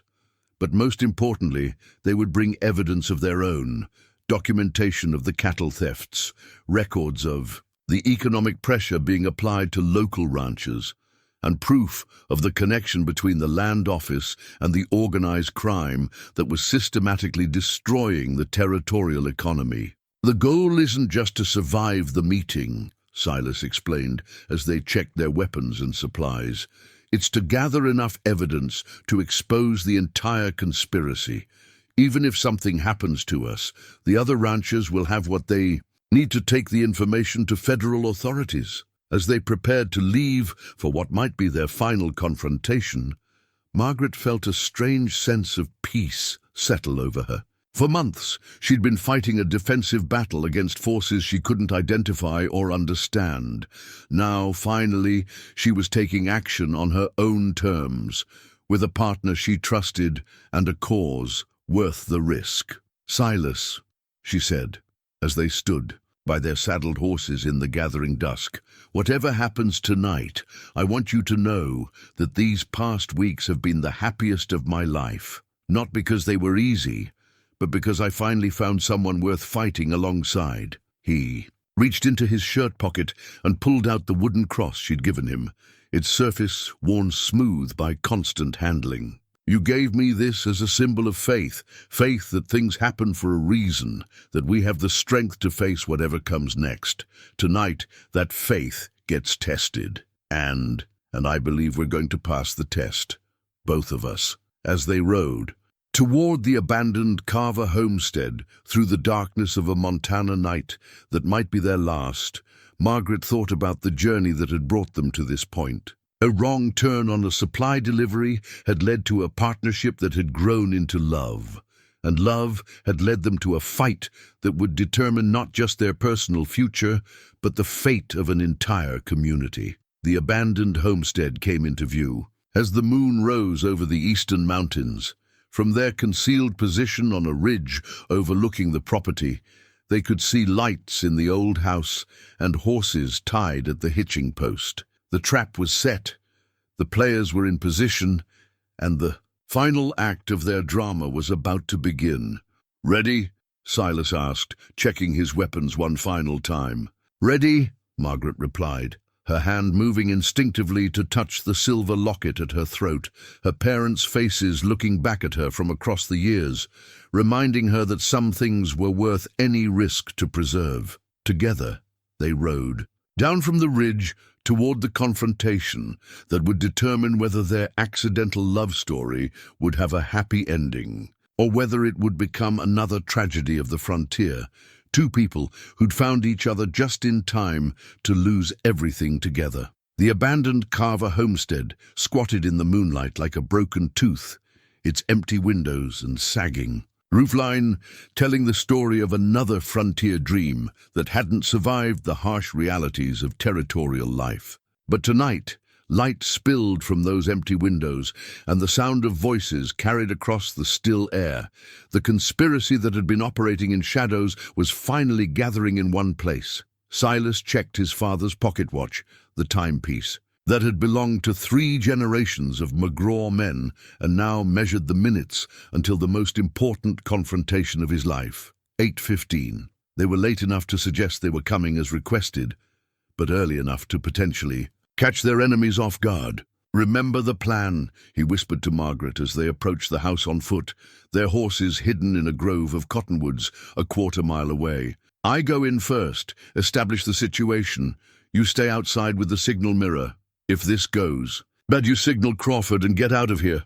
We go in together or we don't go in at all," Margaret replied firmly.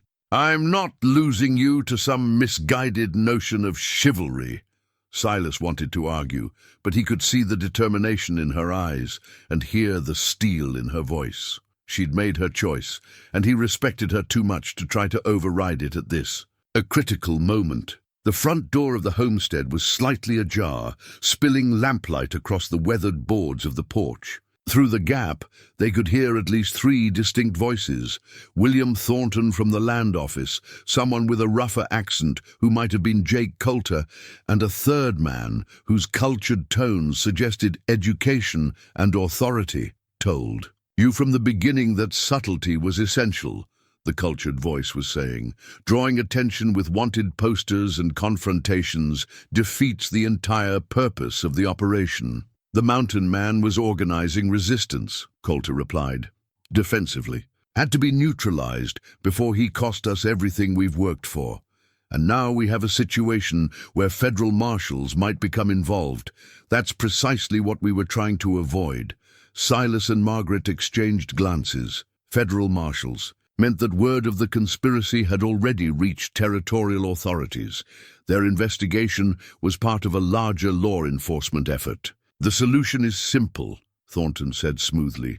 "We eliminate the remaining sources of resistance and accelerate the timeline for property acquisition. Within 6 months, we can control 90% of the grazing land in the territory. And the ranchers who refuse to sell will discover that frontier life can be very dangerous for people who don't have adequate protection." Margaret felt anger flare in her chest. These men were discussing the systematic destruction of her community, as if they were planning a business meeting. The casual way they talked about eliminating resistance made clear that they'd already crossed lines that separated legitimate business from organized crime. "Enough listening," Silas whispered. "Time to see who we're really dealing with." he pushed. The door opened and stepped into the lamplight. Margaret closed behind him. The three men around the rough wooden table looked up in surprise that quickly shifted to calculation and alarm. William Thornton they already knew. Jake Coulter was exactly what they'd expected, a hard-faced man with the scars and calluses of someone who made his living with violence. But the third man was a shock.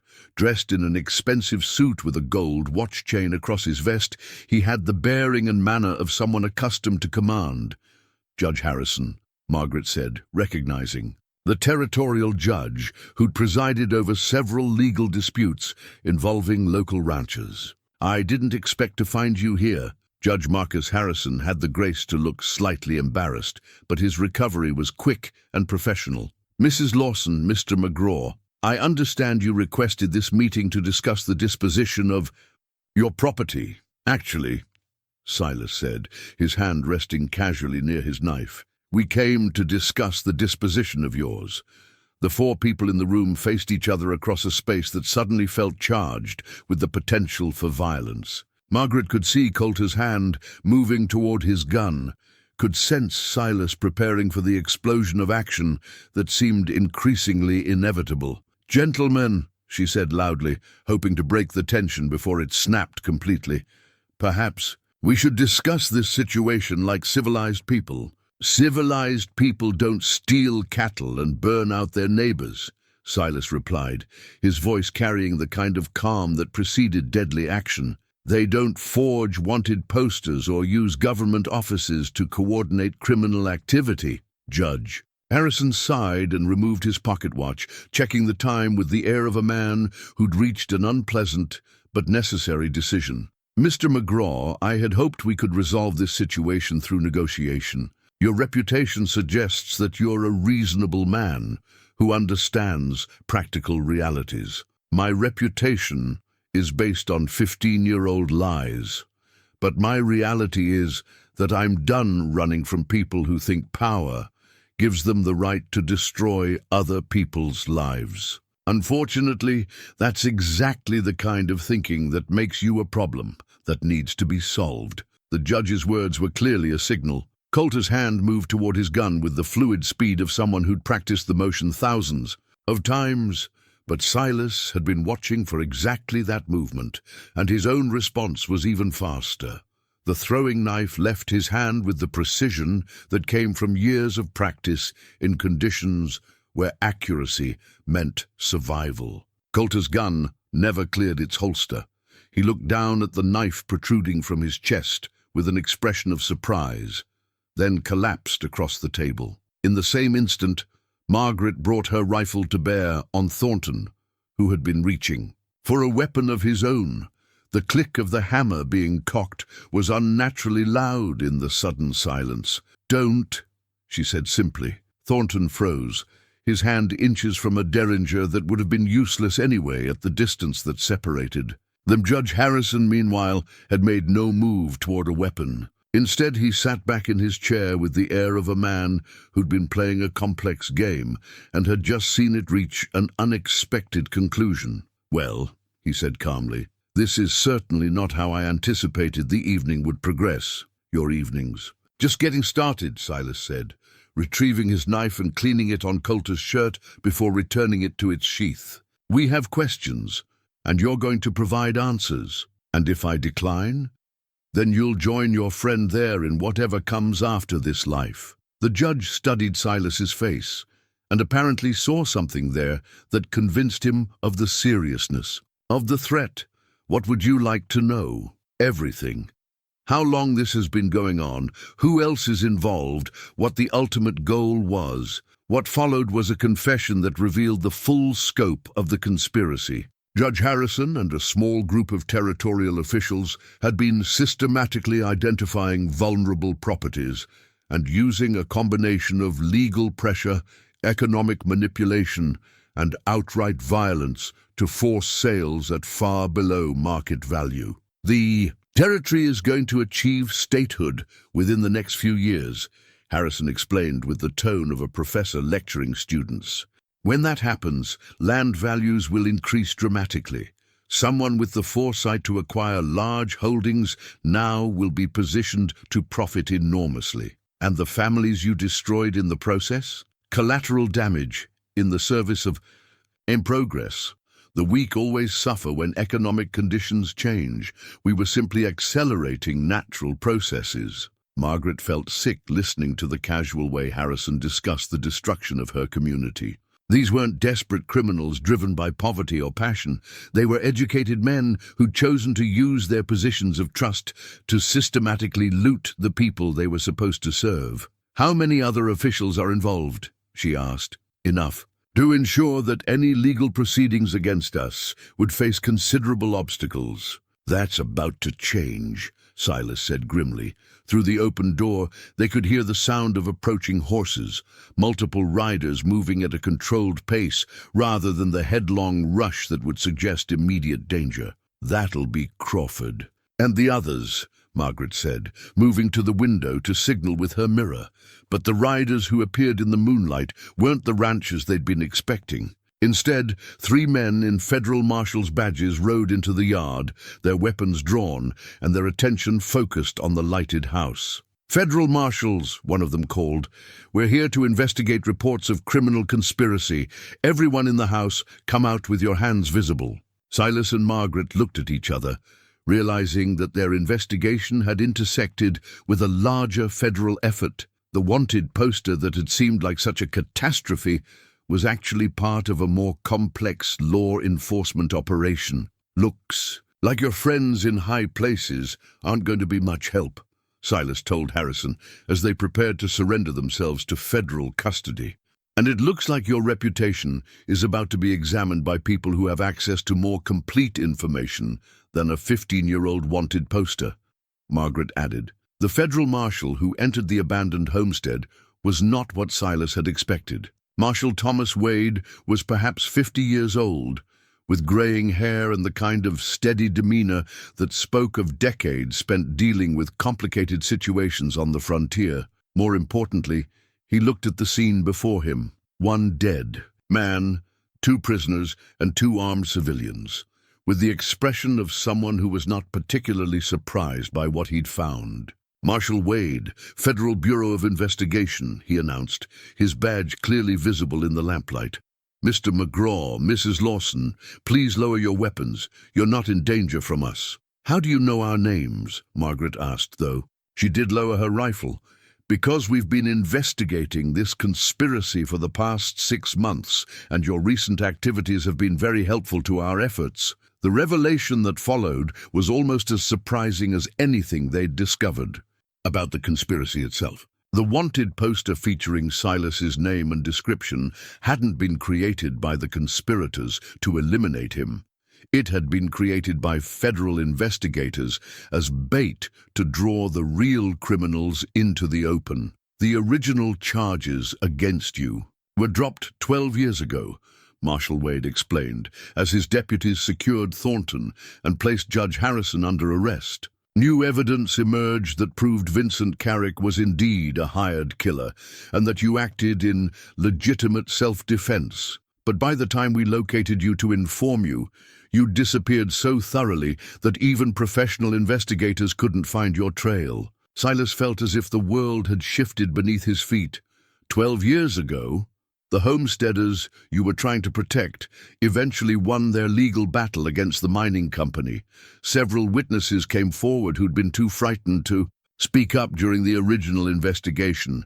Your name was cleared, your badge was restored, and there's been a standing offer for you to return to federal service whenever you chose to come out of hiding. Margaret looked at Silas, seeing in his expression the same shock she felt. He'd spent the last 12 years running from charges that no longer existed, isolating himself from human contact to avoid a legal system that had already recognized his innocence.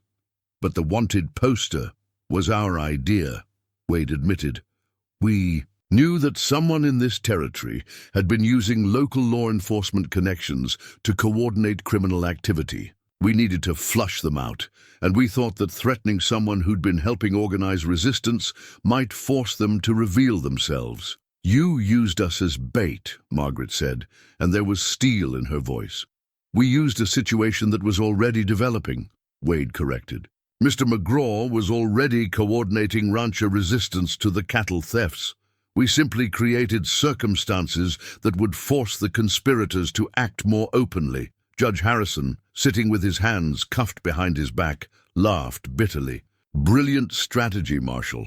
Sacrifice the very people you're supposed to protect in order to gather evidence against the people who've been victimizing them." "Judge Harrison," Wade replied coldly, "you've been under federal investigation since March.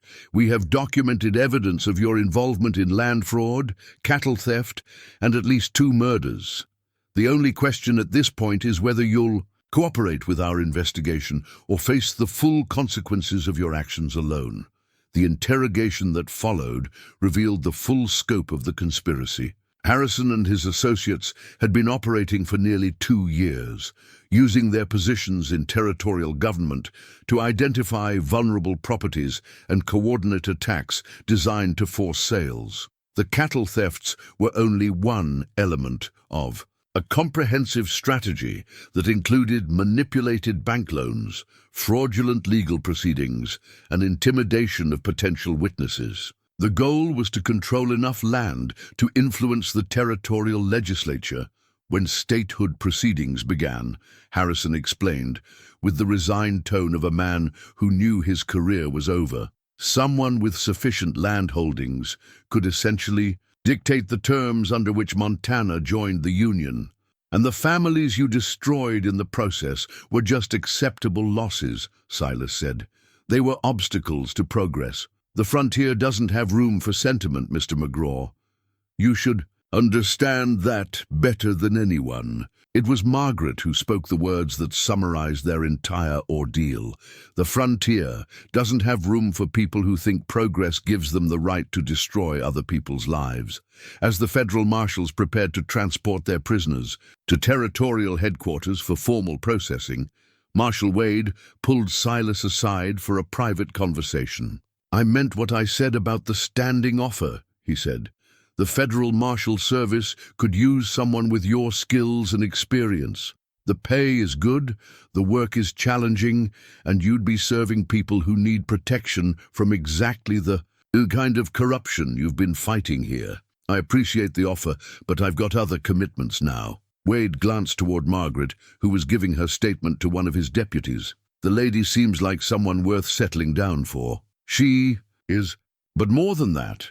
This community needs people who'll stand with them when things get difficult. I've spent 15 years running from responsibility. I think it's time I started living up to it instead. And if we need your help with other cases, other situations where your particular skills might make the difference between justice and continued crime?" Silas considered the question seriously. "Then you'll know where to find me, but my first loyalty is here, to her and to the life we're trying to build." As the federal marshals rode away with their prisoners, taking with them the organized conspiracy that had threatened to destroy the territorial ranching community, Silas and Margaret found themselves alone in the abandoned homestead. The lamplight that had illuminated their confrontation now cast long shadows that made the empty room feel like a place where important things had been decided. "It's over," Margaret said, hardly believing the words, even as she spoke them. "The immediate danger is over," Silas agreed. "But there's still the matter of rebuilding what they tried to destroy, and there's still the matter of us." Silas reached into his pocket and pulled out a folded piece of paper, an official document that Marshal Wade had given him, along with the news of his restored legal status. It was a marriage license, valid in Montana territory, requiring only their signatures and a witness to make their union legal. "Marshal Wade thought we might have use for this," he said, offering the paper to Margaret. "Seems federal investigators are more romantic than I would have expected." Margaret took the license and read through the official language that would transform their partnership from a matter of practical necessity into a legal bond recognized by law and community. "Is this your way of proposing marriage?" This is my way of saying that I want to build something permanent with you. I want to fill those blank pages in your grandmother's Bible. I want to prove that sometimes wrong turns lead to exactly the right destination." Margaret looked around the abandoned homestead, where they'd faced down the forces that threatened their community and their future. It seemed like an unlikely place for a marriage proposal. But then again, nothing about their relationship had followed conventional patterns. "Yes," she said simply, "yes, I'll marry you." As they walked back through the moonlight toward their horses, toward the ranch that was now truly secure, toward the future they would build together, Margaret realized that the wooden cross Silas carried in his pocket wasn't the only symbol of faith they'd been given. The marriage license in her hands represented a different kind of faith. The belief that two people who'd found each other by accident could choose to stay together on purpose, creating something lasting from the chaos of circumstance, and the courage to act on their deepest hopes. The conspiracy that had threatened to destroy their community was ended. The legal troubles that had kept Silas isolated for 15 years were resolved. The financial pressures that had threatened Margaret's ranch were lifted. For the first time since they'd met, they were truly free to choose their own future, and they chose each other. 6 months later, the sound of children's laughter echoed across the valley as Margaret McGraw stood in the doorway of her ranch house, watching her husband teach their neighbors' children how to track deer through the spring snow. The scene would have been impossible to imagine during the dark days of the previous autumn, when cattle thieves and corrupt officials had threatened to destroy everything the community had built. But time had worked its quiet magic, healing wounds, and building new foundations where old ones had been shaken. The territorial government had been cleansed of Harrison's associates, new officials had been appointed with federal oversight, and the ranching community had not only survived the crisis, but emerged stronger for having faced it together. Margaret's own ranch bore the signs of renewal everywhere she looked. The pastures were thick with healthy cattle, the barns had been rebuilt and expanded, and the fences stretched straight and strong across land that was now unquestionably secure. More importantly, the house itself had been transformed from the dwelling of a lonely widow into the heart of a growing family. She touched her hand to her swelling belly, feeling the flutter of movement that announced the child she and Silas had created together. The baby would arrive in late summer, the first new McGraw to be recorded in her grandmother's Bible in more than 3 decades. The blank pages that had once represented the end of her family line now promised the beginning of a new chapter in the story her ancestors had started when they first turned their faces toward the western frontier. Silas looked up from the children's tracking lesson and caught her eye across the yard. Even after 6 months of marriage, the sight of him still made her breath catch slightly. He'd filled out some since their early days together, the gauntness of his mountain hermit years replaced by the solid build of a man who ate regular meals prepared by someone who cared about his well-being. His hair had been trimmed by Margaret's careful hands, and his beard was now neatly maintained rather than simply allowed to grow wild. But the most significant change was in his eyes. The wariness that had marked him during their first meeting had been replaced by the steady confidence of a man who'd found his place in the world. He no longer looked like someone prepared to disappear at the first sign of trouble. Instead, he looked like someone who belonged exactly where he was. "How are you feeling?" he asked as he approached the porch, his voice carrying the gentle concern that had become his standard greeting since they'd discovered the pregnancy. "Like a woman who's carrying the future of the McGraw family," she replied, settling into the rocking chair he'd built for her during the winter months. "And how does the future of the McGraw family feel about that? Active, restless, eager to get started on whatever comes next." Silas sat on the porch steps, close enough to reach out and rest his hand on her belly. Through the fabric of her dress, they could both feel the movement of the child they'd made together, a living symbol of hope and continuity that neither had dared imagine during their first difficult months of partnership. Samuel Crawford stopped. "By yesterday, while you were in town," Margaret said, "the territorial legislature has officially approved statehood proceedings. Montana will be admitted to the Union within the year. Good news for everyone who owns land here. Property values are already starting to rise. Samuel thinks we should consider expanding the ranch, maybe buying some of the parcels that came up for sale after the conspiracy was broken up." Silas considered the possibility seriously. They had the resources now. The federal government had provided substantial compensation to the ranchers who'd suffered losses during the organized criminal activity, and their own herd had thrived under the improved security conditions. "What do you think?" "I think we should focus on building something sustainable rather than something simply large. I want our children to inherit land that's been cared for properly, not just accumulated for the sake of accumulation." The wisdom in her words struck Silas as characteristic of the woman he'd married. Margaret never made decisions based purely on short-term profit or personal aggrandizement. She thought in terms of generations, of legacy, of the kind of foundations that would support not just their own family, but the community they'd chosen to be part of. "Speaking of our children," he said, pulling a small object from his shirt pocket, "I finished this yesterday." The cradle was a masterpiece of practical craftsmanship. Silas had spent the winter months selecting the wood, planning the design, and carefully shaping each piece by hand.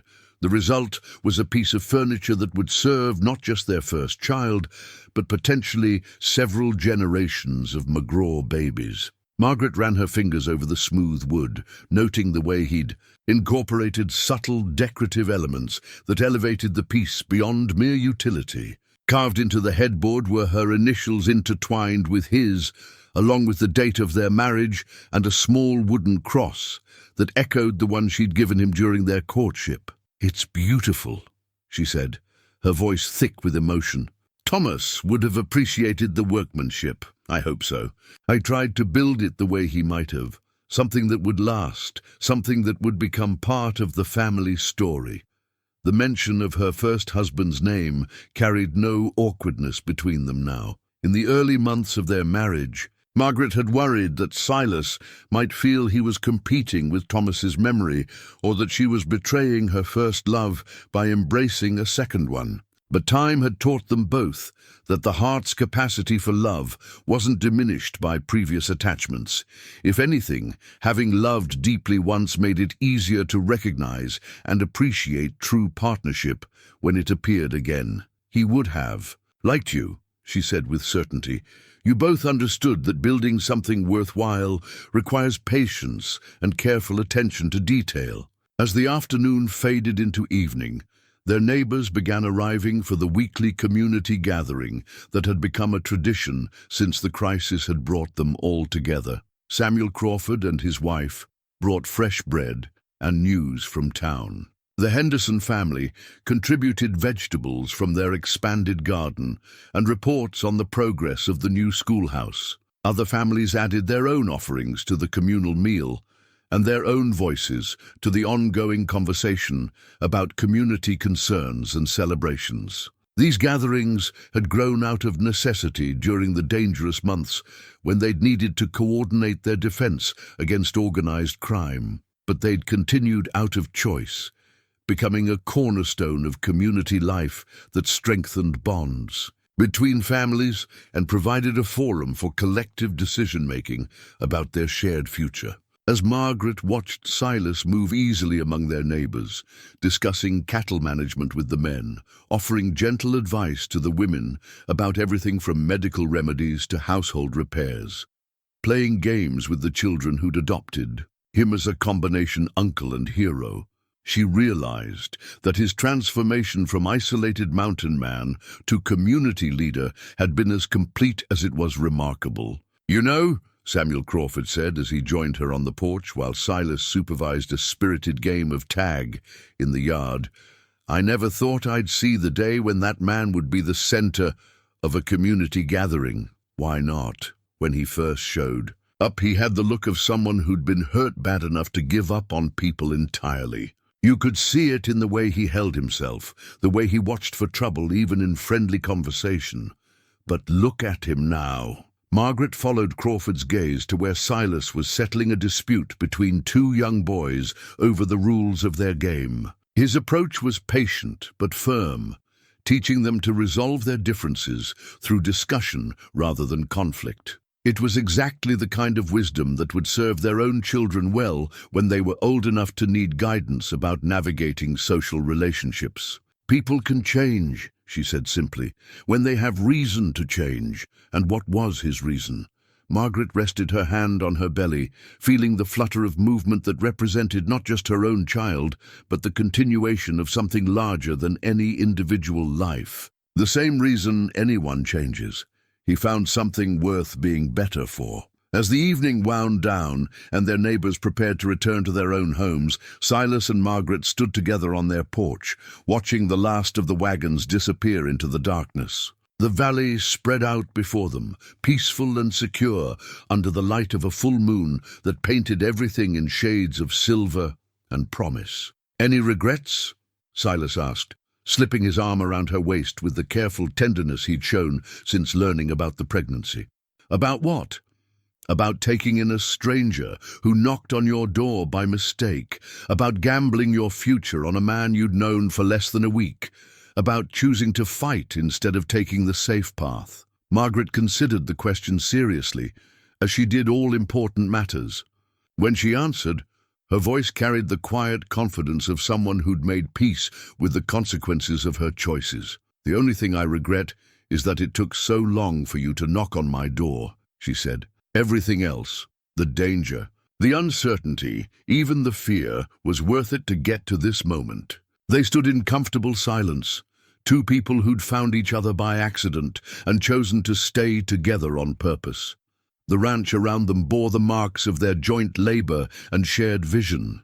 The child growing within Margaret represented their mutual faith in a future they would build together. The community they'd helped save and strengthen would provide the foundation for whatever challenges and opportunities lay ahead. In her pocket, Margaret carried the key to a small cedar chest in their bedroom, where she kept her most precious possessions: her grandmother's Bible with its freshly filled pages, the silver locket containing her parents' photographs, and the marriage certificate that had transformed their practical partnership into a legal and spiritual bond. But more precious than any of these tangible symbols was the intangible certainty that some wrong turns led to exactly the right destination, and some strangers arrived precisely when they were needed most. As they prepared to go inside, to the warm house and comfortable bed they shared, to the future they were building one day at a time, Silas touched the wooden cross in his shirt pocket, the symbol of faith that Margaret had given him during their courtship. It had become his talisman, his reminder that sometimes the most important journeys began with a single step in an unexpected direction. "Thank you," he said quietly. "For what?" "For seeing possibility where everyone else saw problems. For believing that a mountain man who'd given up on people could learn to be part of a community again. For giving me a reason to stop running and start building." Margaret turned in his arms and kissed him gently, tasting the promise of all the years they would share together. "Thank you for being brave enough to stay." And in the quiet of a Montana evening, surrounded by the land they'd fought to protect and the community they'd helped preserve, two people who'd found love in the most unlikely circumstances settled into the peaceful certainty that some stories, despite their difficult beginnings, were destined to have happy endings.